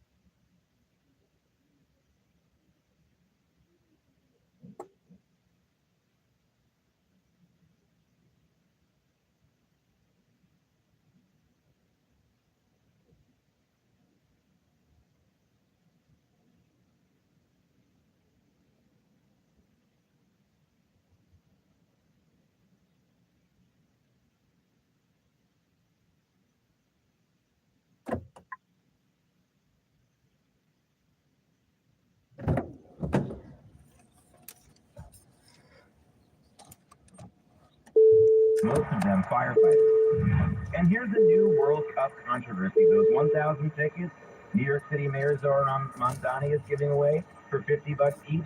It turns out New Jersey paid for them at full price, and Jersey is mad. All right, let's get to your weather first. Again, folks, I have the unhappy duty to tell you this weather forecast for Memorial Day weekend, but I got to tell you the truth. It's currently 55 degrees and cloudy in New York City. It's only going up to 58. A lot of rain today, starting at around 11 a.m. Tomorrow in the New York area, a high of just 60. Also a lot of rain, although lighter rain. It'll just be steady. Right now, it's 79 degrees, going up to 83 in Tehran, Iran, and in Garden Grove, California, it's 62, going up to 73. Breaking news. Canceling all of its outside of D.C. schedule for this Memorial Day weekend. He was supposed to spend it in Bedminster, New Jersey, at his club there, and he was hoping to visit the Bahamas for his son Don Jr.'s wedding. All of that canceled, and President Trump announcing that he wanted to be in the Bahamas for that wedding, as Don Jr.'s marrying, Bettina is her name.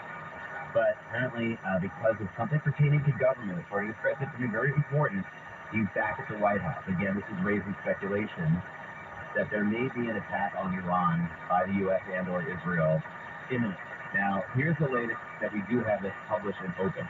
Tehran is saying that the United States is making, quote, excessive demands. The Iranian Foreign Minister Abbas Araqchi called the U.S. Secretary General Antonio Guterres and complained that the U.S. is asking for too much. And this would be a breakdown of this long negotiation if that's the case. If this is what we're dealing with right now. Now, that last public appearance was last night in Rockland County at a rally, and he did briefly mention the Iran situation, and he seemed somewhat optimistic. Let's do this. And we'll have that almost, it'll be almost soon, and you're going to see numbers like you've never seen, both on the upside and also in terms of course, you're going to see costs go down. But, you know, the Democrats are the ones that caused all the costs. And they were the ones that caused, when I took over, they caused, I mean, the prices were through the roof. I told you before, the inflation was the highest ever. The costs were high. And think of it, they cut. So President Trump focusing on the inflation part of the war, but again, at the beginning of that comment saying that things would be over soon. We shall see. Now, another bit of breaking news this morning. We have learned now, you may have remembered last week, when the U.S. nabbed and arrested and arraigned here in New York, Mohammed al-Saidi. He was the Iraqi-born man, ahead of an Iranian-backed terrorist group, an offshoot of Hezbollah, who planned a number of attacks, many of which were actually carried out on U.S. targets in Europe and Jewish targets in Europe. And he was specifically charged here in New York, among other things, of planning an attack, an arson or firebomb attack, on a, quote, prominent synagogue. They never mentioned the name of the synagogue, probably for security reasons. A prominent synagogue in Manhattan. Now, the New York Post is reporting, sources tell the New York Post in their rare report, that al-Saidi was actually also involved in planning the assassination of Ivanka Trump, who, of course, lives here in Manhattan with her family and her husband, Jared Kushner. Not a lot of other details out right now about that, but we'll keep you updated on that as we go along. All right, 5:12, it is time for sports here on the News Hour Weekend Edition. The 77 WABC News Hour. All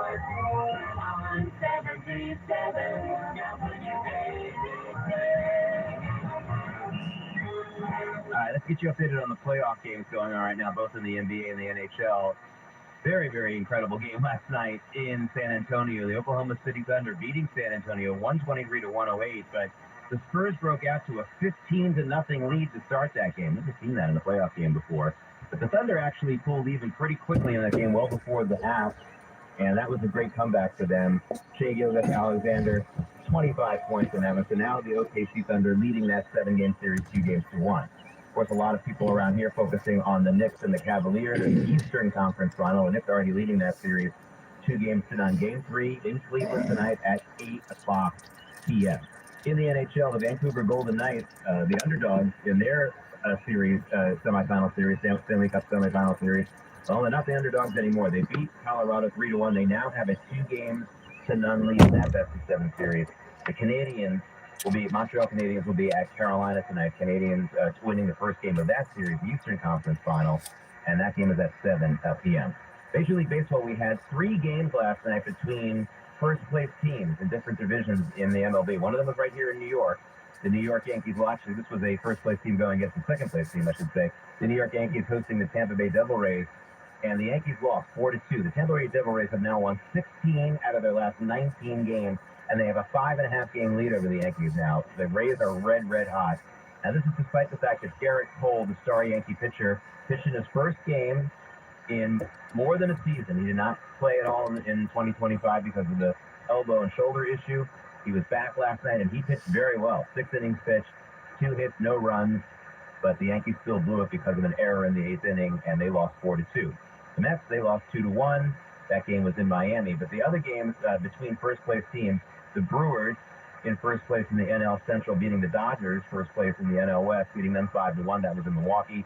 And the Padres, who are in second place in the NL West, they beat the A's first place in the AL West 7-3, and that game was in San Diego. Of course, another big story in the sports world, we still don't have a cause of death on that shocking death of Kyle Busch at age 41, the NASCAR legend, 2-time NASCAR Cup winner.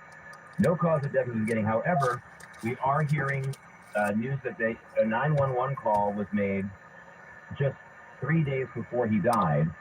But all we're hearing now is that he had a severe illness. So you may have remembered a couple of days ago, Mayor Zohran Mamdani announced proudly that New York City had obtained 1,000 tickets, by the way, out of about 660,000 seats that are available for the 18 World Cup matches in New Jersey. That's less than 0.2%, by the way, 0.02%, by the way. But all right, 1,000 tickets that New Yorkers, only New Yorkers, can get for $50 each if they win a little lottery to get it. Of course, really, very, very small amount of tickets in the long run. However, that's still too many for New Jersey. New Jersey's making the point that they actually paid for those tickets that were made available for this lottery. New Jersey actually paid for those tickets at full price. And it's only going to New Yorkers for $50 if they win that lottery. So that's what's making a lot of people angry right now. All right, when we come back, I'm going to have a little bit more on that rally in Rockland County where President Trump really laid down the line against Kathy Hochul. Kathy Hochul has responded. Also have the latest on that really, really scary Ebola outbreak, I should say, in Africa. We'll be right back. The 77 WABC News Hour, Weekend Edition. Talking the news with Jake Novak on 77 WABC. Sid and Friends in the morning, the right and the left, the best talk every day, and music on the weekends. We are the world famous 77 WABC.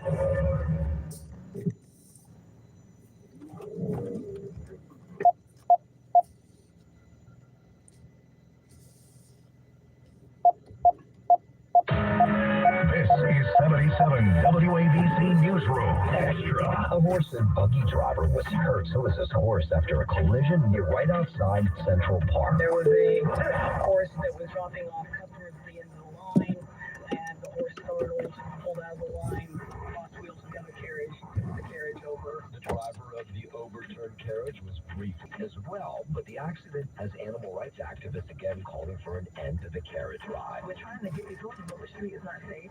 It's too hot out here, and this has been going on for a long time. But tourists, they love the carriage ride. Horses have pulled carriages for many, many hundreds of years, so I think that's been around probably long before the protesters started.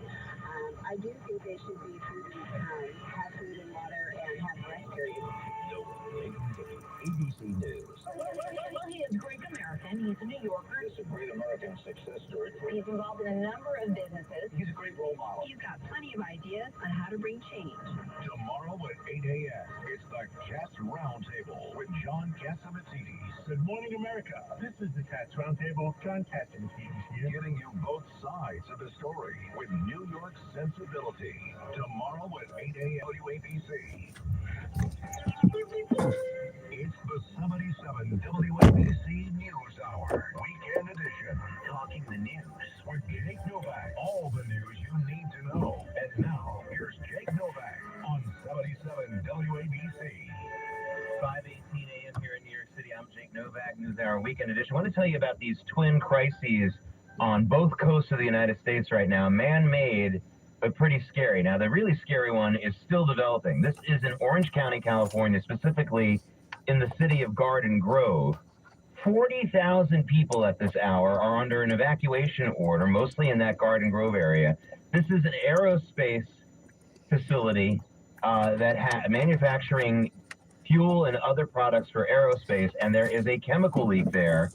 And right now, there's really only two options, according to the Orange County Fire Department. Either the leak gets larger and people are going to be in very, very serious danger of the fumes from those chemicals. That's why they've ordered that evacuation for the 40,000 people. Or it blows up. There's a massive explosion, and then you have injuries from a major fire, and it could cause a chain reaction of fire. So this is a major, major story. Of course, Orange County is just in the general Los Angeles area, for those of you unfamiliar with that, our second largest metropolitan area in this country. And right now, it's only 40,000 people, which is quite a large number of people who are under evacuation order. That could get worse, and it is still a developing situation out there. Now, it does appear that things are safe on this coast here on Staten Island, at least for now, but not until we've had two major explosions. Plays 13 and a half back of the Bravos.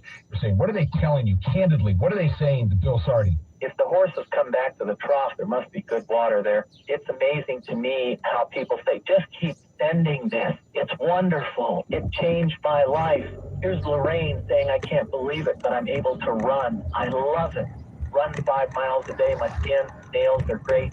Telling everybody about it. These are online. You can go see some of these comments. Purity Products has it online, where people just log in and tell you. These aren't edited in any way. Here's Brent writing this. No one at Purity Products made an outlandish claim about HA joint formula, but 3 days after I started taking it, I noticed the difference. This stuff really works. It's your own personal discovery. That's why Purity Products wants you to have this bottle. You call. Nobody's going to hound you. You call that number, they're going to send you a bottle, a full month supply, and you can do it without any risk. You just kick in a few bucks, and you're going to experience this for yourself. Like the people who've written in and said all these wonderful things. Here's Harold, 85th year, he says, I'm in. It says, I'm doing very well on HA. Thank you very much. Here's Jasmine saying, my face looks moist and youthful, and I'm getting people asking me about it. What am I taking? Of course you will. Hey, let me do this quickly as I want to get back to the show. Here's the special offer from Purity Products that Bill's talking about. It's a $5 trial bottle of Purity's best-selling HA joint formula.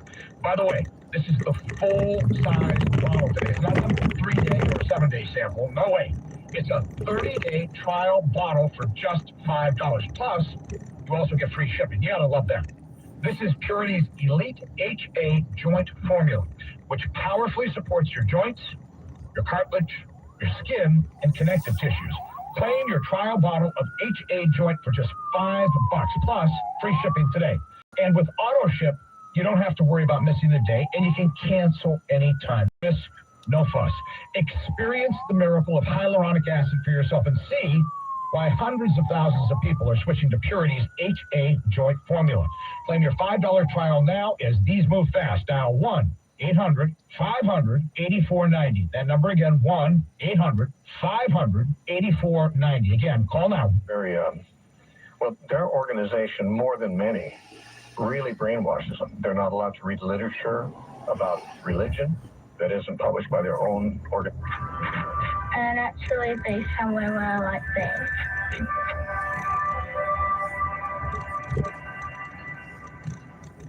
I've had them come to my house, and usually they talk for a couple hours. They find out they're getting nowhere with me, so they leave. Now, I will say this. When two Jehovah's Witnesses come to your door, which is usually the way it is, often one is the older, more established person in the organization, and the other's a neophyte just learning and kind of being mentored. And I have found sometimes in discussing things with them for an hour or two, the younger one, who's not doesn't have his roots deep in the organization yet, is curious and interested in hearing more of what I have to say, while the older one is trying to deflect everything and trying to dissuade the younger one from paying attention. In other words, you may find that one of them is totally unwinnable and the other is perhaps interested. So you just have to use your judgment. When you're witnessing somebody, you really need to be led by the Spirit and also use your common sense. If somebody is receptive at any level, keep going with them until they're not. If somebody you can tell right away you're not getting through, they're resistant. Really changed for me was giving context to the past and having clarity and also closure. And unexpectedly, it improved my relationship with my spouse. So that was an unusual bonus. Moonlight became an advocate and started her organization, Unlocking ADHD, back in 2021. Her approach was driven by how hard it was for individuals to access relevant medical support. Say moderation in gasoline prices. Yeah, plus listen to any. Prices didn't severely go down, but they stopped moving up every day by several cents a gallon on the national average. And actually, this month, according to AAA, that's down 3 cents from yesterday, so not bad. All right, we also had, of course, the huge news that Kevin Warsh is now the new chairman of the Federal Reserve. He was sworn in at the White House yesterday. Here's what he said about his mission. That I worked with some outstanding public servants at the Fed, both here in Washington and at the Reserve Banks. My goal now is to create an environment in which the best people can do their life's best work and to face every challenge in the spirit of common purpose and devotion to the national interest. In a word, to excellence. These duties are now mine, Mr. President, because of the trust you've placed in me. And is mostly liked by the Wall Street community, and we'll see if he's able to cut the interest rates. That's what President Trump wants, but with inflation still sticky, it's not going to be It's not going to be easy. A couple of big name stories to tell you about from the corporate world this week. Wanted to let you know, speaking of inflation, Walmart didn't join the party on Wall Street this week. I was just telling you about how the Dow had a nice week, and the other indices were up as well. Walmart actually lost 9% for the week, and that was versus Target. Of course, Walmart, one of their biggest competitors. Target actually had an up week. Their shares were up 3% for the week. This could be one of the reasons why Walmart didn't have the greatest week. 2 top Walmart executives are leaving the company. Tom Ward, who was the chief operating officer of the Sam's Club warehouse chain, he's retiring. And Cedric Clark, who is Walmart's executive VP of all their U.S. store operations, is leaving. And so that is leading some people to believe there may not be such a strong leadership team behind the CEO of Walmart, Mr. Ferner. So we'll have to see if that lasts.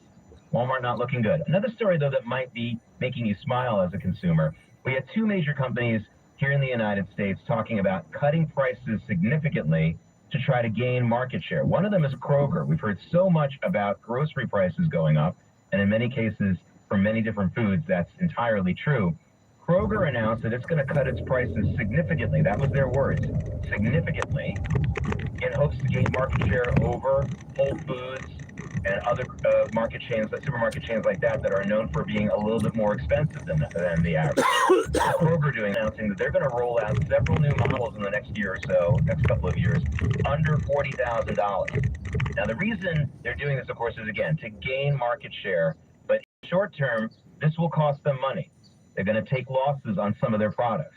So Kroger and Stellantis, so you would think, would be hit hard in the stock market over this, and they both were on the announcements. But for the week, Stellantis was up 6%, and Kroger was up 2%. Now, we also have some very good news from the pharma world this week. Again, these are all stories you may have missed in our business world. But Merck, the pharmaceutical company, says that their experimental lung cancer treatment, they developed it along with a Chinese company, showed cuts to tumor progression, tumor growth by 65%. That is a big jump. Merck shares were up 6% yesterday on that news, as you might expect, 10% for the week. Couple of stories now also just to get you updated on from the takeover world, in this case, a non-takeover. Estee Lauder, our U.S.-based beauty and healthcare company, had been in talks for a long time with a French company, Puig, P-U-I-G, to merge their beauty companies. That merger's not going to happen. And guess what? The shareholders of Estee Lauder love that news. They didn't like the idea of shelling out a bunch of money for a merger, so Estee Lauder shares gained 12% on Friday. One company that does want to merge, though, is IMAX. A number of reports says that IMAX has been sending out feelers to possible companies or private equity groups to be bought. IMAX wants to be bought, and its shares gained 15% on that news. Of course, it's a big day for financial news here.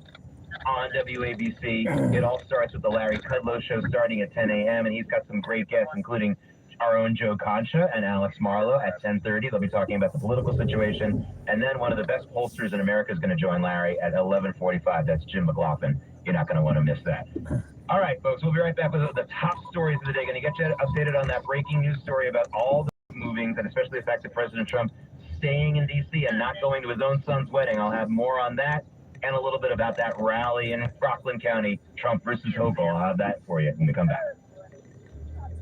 The 77 WABC News Hour, Weekend Edition. Talking the news with Jake Novak on 77 WABC.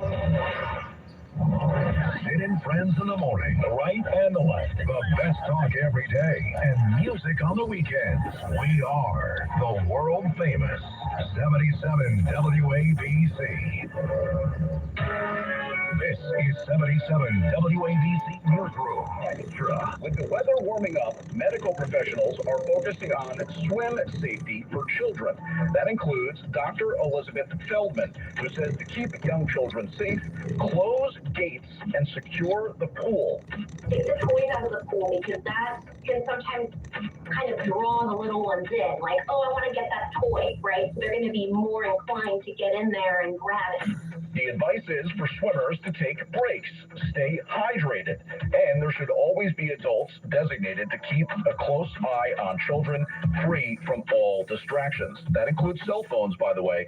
Drowning can happen silently, without splashing or yelling, and severe brain injury can start after just about 4 to 6 minutes without oxygen. Drowning is one of the top causes of death in young children. For 77 WABC News, I'm James Flippin. A station built just for you. Entertaining talk, information, and New York opinions. Shut up! The world famous and American original. Talk Radio 77 WABC and WABCRadio.com. Talking the news with Jake Novak on 77 WABC. This is the 77 WABC News Hour, Weekend Edition. And now, here's Jake Novak on 77 WABC. Coming up on almost 5:32 a.m. here in New York City. Wanted to get you updated, as promised, on the Ebola situation, that Ebola outbreak in the Democratic Republic of Congo.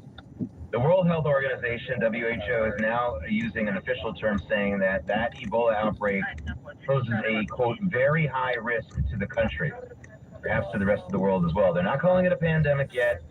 They're not calling it COVID level restrictions and safeguards.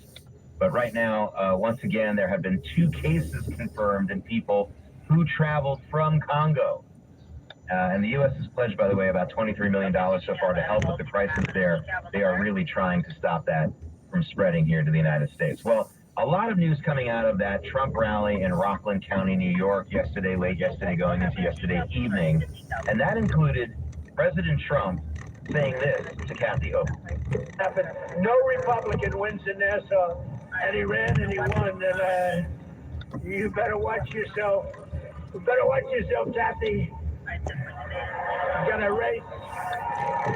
Got a big race. That's President Trump talking about Bruce Blakeman challenging Kathy Hochul. Well, Kathy Hochul has responded on her Twitter account, her X account. She says, I won't be intimidated by Trump. And she called Bruce Blakeman, her Republican opponent, a spineless MAGA coward. Get nasty. A lot of people like that, so we'll see if that works out for her. There was, however, a wonderful other moment, a non-combative moment at that Rockland County rally last night, and that was when Donald Trump surprised the mother of a man named Wells Remy Crowther. He was one of the heroes at 9/11. They called him the man in the red bandana. Many people saw video and pictures of him. He was a young securities trader who was working on the 104th floor of the South Tower, who made it his business to escort many people safely out of the burning South Tower. He himself, however, did not survive. His body was later found amid the rubble.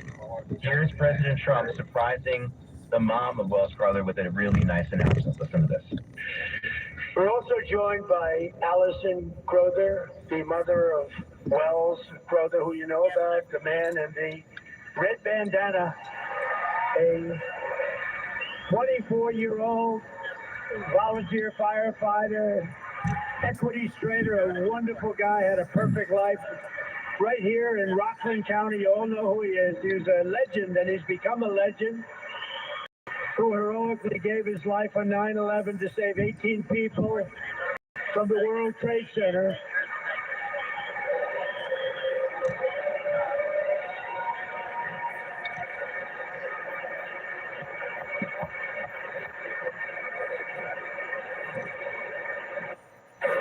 And I see his mother is here.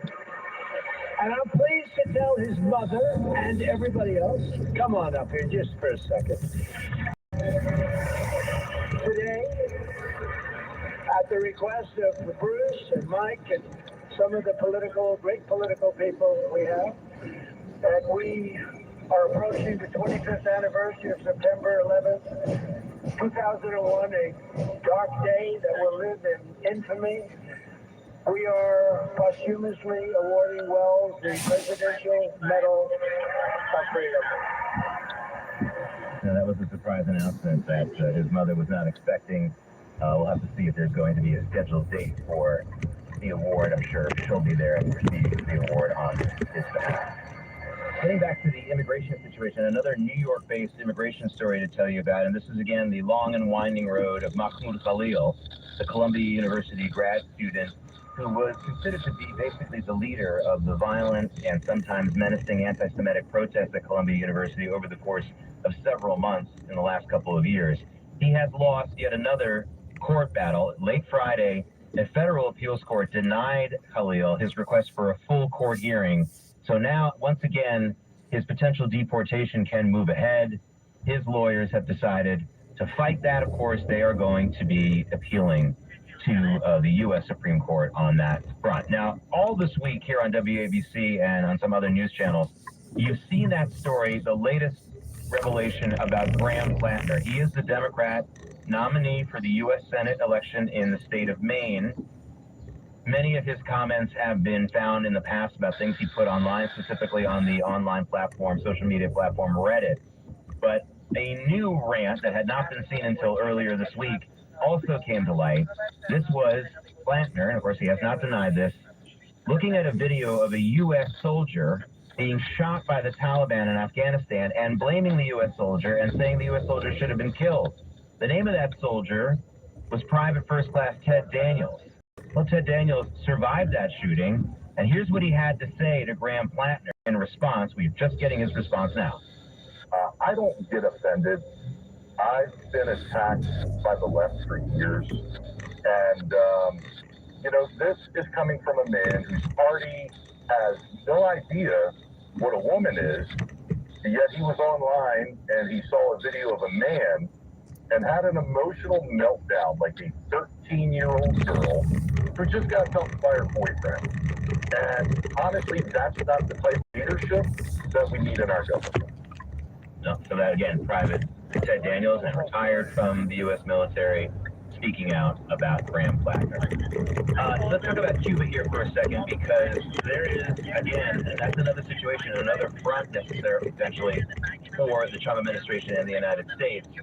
Now, you've heard over the week that the Trump administration is considering certain options with Cuba and looking for some type of regime change there.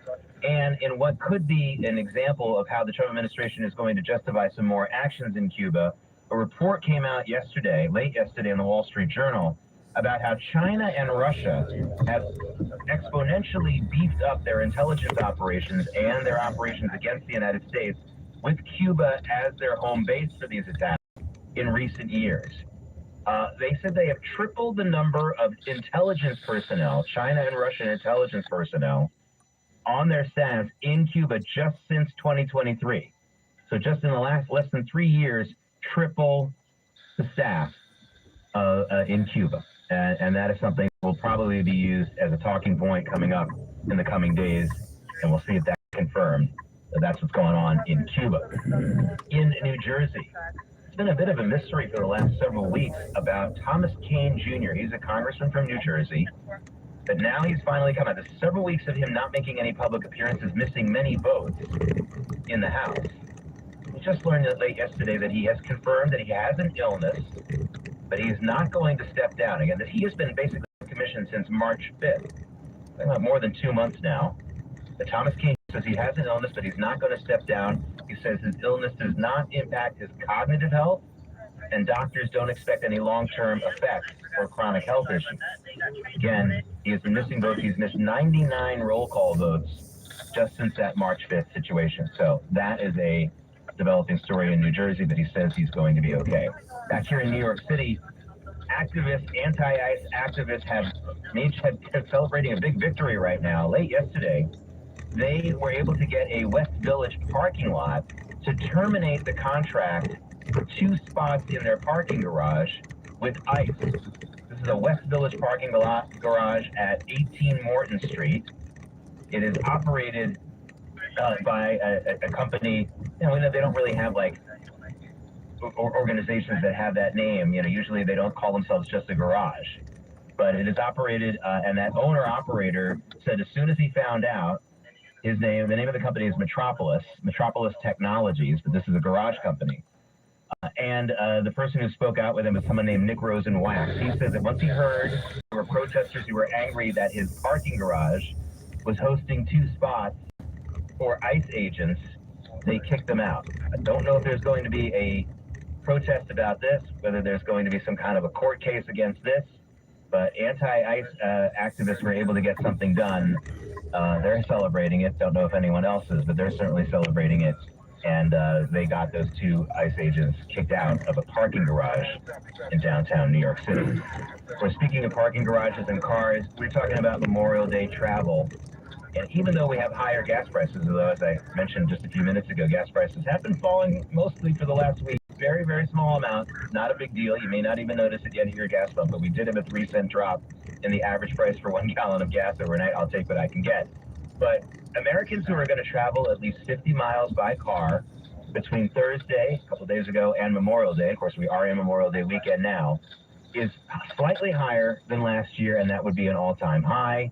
So they're expecting 39.1 million people in the U.S. will travel by car. As far as flying, it's going to be 3.66 million. Those are the estimates right now from AAA. $4.52 a gallon is the national average for 1 gallon of regular. We're still well below the all-time high, which was over $5 a gallon in 2022. All right, 42 minutes after the hour, time for sports. You're on the News Hour Weekend. The 77 WABC News Hour.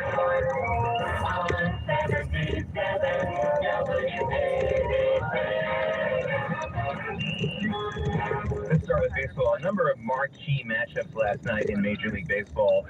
Right here in New York was one of them. The first place Tampa Bay Devil Rays, red-hot Devil Rays against the New York Yankees. And the Rays came from behind to win that game 4-2 thanks to an error by the Yankees in the 8th inning. The one bright spot for the Yankees, and it was a big one, Garrett Cole pitching in his first game in quite some time. He missed all the 2025 season with arm issues. Garrett Cole pitched 6 innings, no runs, just 2 hits. He only had 1 strikeout, but still a great performance. He missed again all of last year and these first few months of this year, but the Yankees still lose. The Marlins beat the Mets 2-1 as for our other local team. But there were a couple of other major marquee matchups. The Brewers in first place in the NL Central, hosting the Dodgers, first place in the NL West, and the Brewers winning that game 5-1. That was in Milwaukee. And the Padres, who are in second place in the NL West, one of the hottest teams in the league, however, they beat the A's. And yes, the A's are in first place in the AL West, if you can believe it. They don't really play in Oakland anymore, and they're not playing in Las Vegas yet. They're trying to get there. They're all over the place, the A's, but they were able to win. That game was actually in San Diego. On a more serious note, in the sports world, still no cause of death known for Kyle Busch, who died at 41 yesterday. He, again, had a serious illness. That's all we're being told. And there is a 911 recording that was obtained by the Associated Press yesterday. And during that call, which was made from a GM training facility, an unidentified caller told the dispatcher that Kyle Busch had shortness of breath and he was very hot, thought he was going to pass out. and coughing up some blood. Don't know what that tells you about what his condition was, but this is definitely a major situation right now. They're still trying to figure out why Kyle Busch, legendary NASCAR driver, died the other day, and again, only 41 years old. All right, 44 minutes after the hour. Gonna take a break and get you updated. First, we have business news coming up at 54 after the hour, and I'm gonna get you updated on the top breaking news stories this morning. Again, potentially an imminent issue with Iran as President Trump has canceled all of his outside of D.C. schedule for this entire Memorial Day weekend. I'll get you updated on that and more when we come back. The 77 WABC News Hour, Weekend Edition. Talking the news with Jake Novak on 77 WABC. Richard Nixon, autocrat Ronald Reagan, tear down this wall. George W. Bush, I can hear you. And Donald Trump. Nobody knows the game better than I do. All of these presidents rely on one man to secure their sanity alive. That man is Roger Stone. Blowing the whistle on what's happening in America, blowing the whistle on what's happening around the world. Tomorrow at 3 p.m. He's on 77 WABC. This is 77 WABC. Red flags have been raised after an accident report that Cuba has stockpiled up to 300 Russian and Iranian attack drones to hit potential targets, including Key West and Guantanamo Bay. Expert Dr. Andy Gomez says we need to learn further. This is not yet being confirmed. We have to be very, very careful as to where we're getting the information. He says this time we'll be making a great mistake acting on any threat to the U.S. But don't get it with this will be very slow as we see the pictures out of our brand. Gomez says he can't imagine this could actually happen in the U.S. We cannot allow people to have drones 90 miles from our coast. I have people calling me because we need to start building bunkers. No, we do not need to start building bunkers. Meanwhile, South Florida's lawmakers are demanding some level of accountability. John Terrett, 77 WBC News. There is a lot to watch about 77 WBC Radio. Like New York's #1 News morning radio show. It's my class in the morning with the clock. 77 WBC News updates around the clock, like on weekends. Dance to the music with Doug Lucy. So much more to like to WBC. Go back on 77 WABC. 77 WABC News Hour, Weekend Edition. And now, here's Jake Novak on 77 WABC. 5:47 a.m. here in New York City and East Coast here at Eastern Time. When I updated on the big stories, a number of breaking and developing stories across the country and across the world this morning.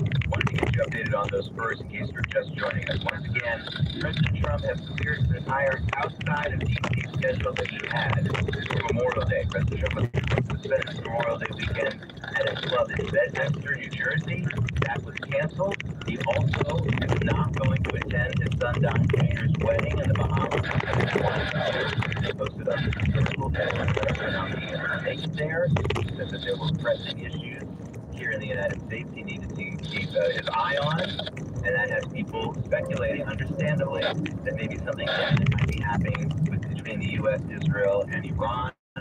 We shall see, of course, among the people who President Trump, but also the intelligence part of the Trump administration also canceling their schedule, according to a number of reports. They are also in D.C. and not away from our nation's capital. That includes Tulsi Gabbard. She is still the director of national intelligence, even though she resigned yesterday, but that resignation is not effective until June 30th.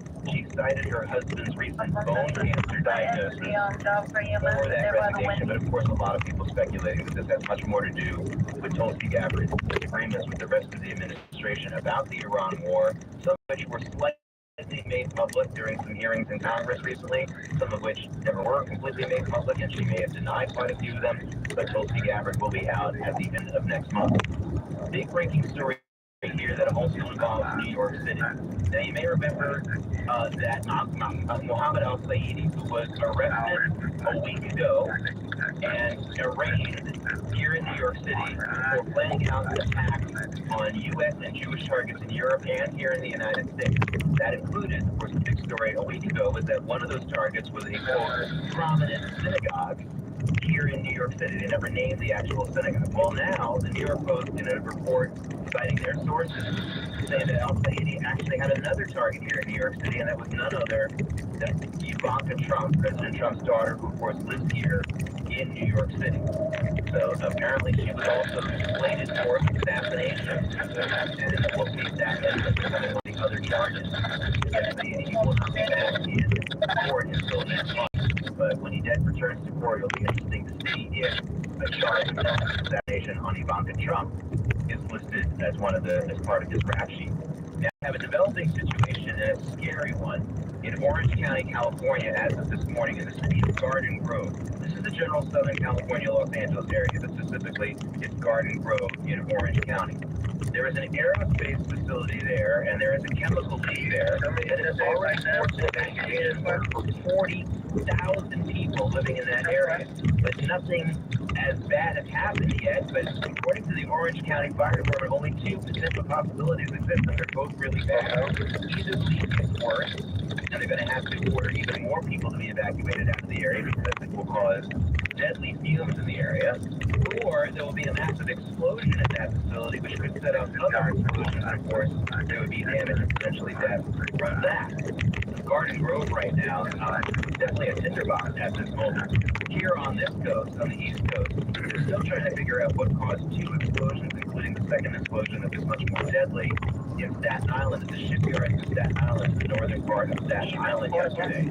It left one person killed, and that person was not a firefighter, and 36 others were, most of them were firefighters. They do not yet know the cause of that explosion. And so that's a situation, to say the least, right now. Now, let's get you updated again a little bit more on what's going on in the Iran situation. Also, President Trump's wrapping his schedule for the weekend. It's definitely raising concerns of something big is going to happen. There are other reasons for that as well. Foreign Minister of Iran in Tehran, Abbas Araghchi, has made a call to the U.S. Secretary General, his name is Antonio Guterres, complaining that the United States is demands, that's the exact quote from the Foreign Minister of Iran in their peace negotiations. Now, we've learned over the week that Iran continues to push back on the U.S. at the demand that they give up all of their uranium nuclear materials. Whether that's exactly what he's talking about or not, it's not really clear. Think fire situation.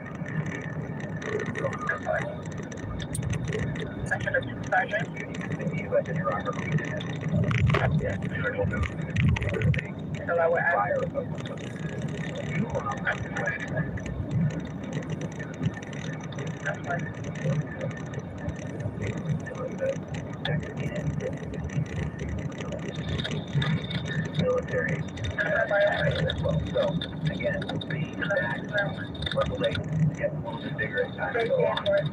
Another big story that really is impacting and will impact millions and millions of people in the United States, but all over the world. The Trump administration has a major change in the green card application process here in the United States.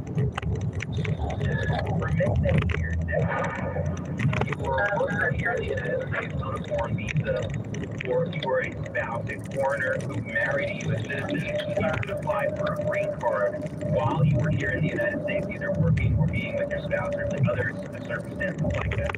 From now on, almost everyone will have to apply for a green card while they're still outside of the United States. Most people have to go abroad to apply at a U.S. consulate or embassy, and that is a new policy now. There's going to be a big pushback against this. This is a major story in the immigration front, and we need to pay attention to that. I want to say about it as well.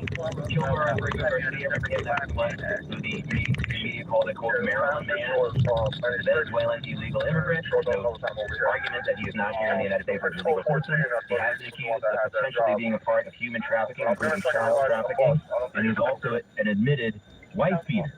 But he has been blocked from being deported on a number of occasions. He was deported briefly, and when they brought him back to the United States, you may remember Senator Chris Murphy and other senators visiting him in the facility he was in overseas, but he came back to the United States. Once again, any new deportation now is in a little bit of jeopardy because a U.S. federal judge, Waverly Crenshaw, said that some of the charges that the Justice Department has filed against Kilmer Abrego Garcia, including the human trafficking charges, were, quote, vindictive. Where's the Justice Department saying they are going to appeal that decision. And the win for the Trump administration is that another court has cleared the way for Mahmoud Khalil. He was a Columbia University student who led a number of the often very menacing protests on Columbia University's campus. They have decided that they don't have to have a full court hearing for his appeal on his potential deportation, and so he's a little bit closer to being deported now, though, of course, Khalil's attorneys say they are going to appeal to the U.S. Supreme Court about that. All right, 54 minutes after the hour. Let's get to business news here on the News Hour Weekend Edition. The 77 WABC News Hour with the Business Report.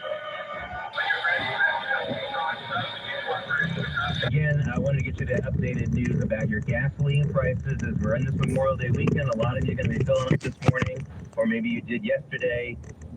That exponential rise in gasoline prices day after day after day is now really a few weeks in the rearview mirror, hopefully. But we actually have been going down for the most part of the last week, and overnight we actually had a 3-cent drop. This is all according to AAA, of course. Your mileage may vary, unintended, but right now we are at $4.52 for an average gallon of gas, according to the fuel gauge report on AAA. Gas oil prices, U.S. crude prices closed at $97 even in Friday's trading. We won't have new trading again until 6 p.m. tomorrow night, Sunday night. We'll see if the fact that the president cleared his schedule completely and he's just in the White House, how that will affect oil prices. You would think that would push them higher, but we shall see. It was a great week for the major stock market indices. Dow finishing up 2.1% for the week. It had been lagging behind some of the other indices lately, but not this week. And the Dow closed at a new record high. S&P 500 was up for the week about 1%. The NASDAQ up 0.5%. Of course, Kevin Warsh became the new Fed chairman yesterday, sworn in by President Trump. President Trump making the point that he's not going to force Kevin Warsh to do anything he doesn't want to do. But it's not necessarily true. Pressure that's what we have coming out of business. Again, I want to remind you again, the Larry Kudlow Show kicks off several hours of top-notch financial and business news and content here on WABC all day. It starts at 10 a.m. Larry's guest at 10:30 are Joe Concha and Alex Marlowe. They're going to talk about politics. And then at 11:45, Jim McLaughlin, one of the best reporters in the country, is going to be on. Well, talk about an interesting marriage of convenience. I don't know what you want to call this, but Hunter Biden showed up, of all places, on Candace Owens' podcast yesterday, and Hunter Biden decided to join in with Candace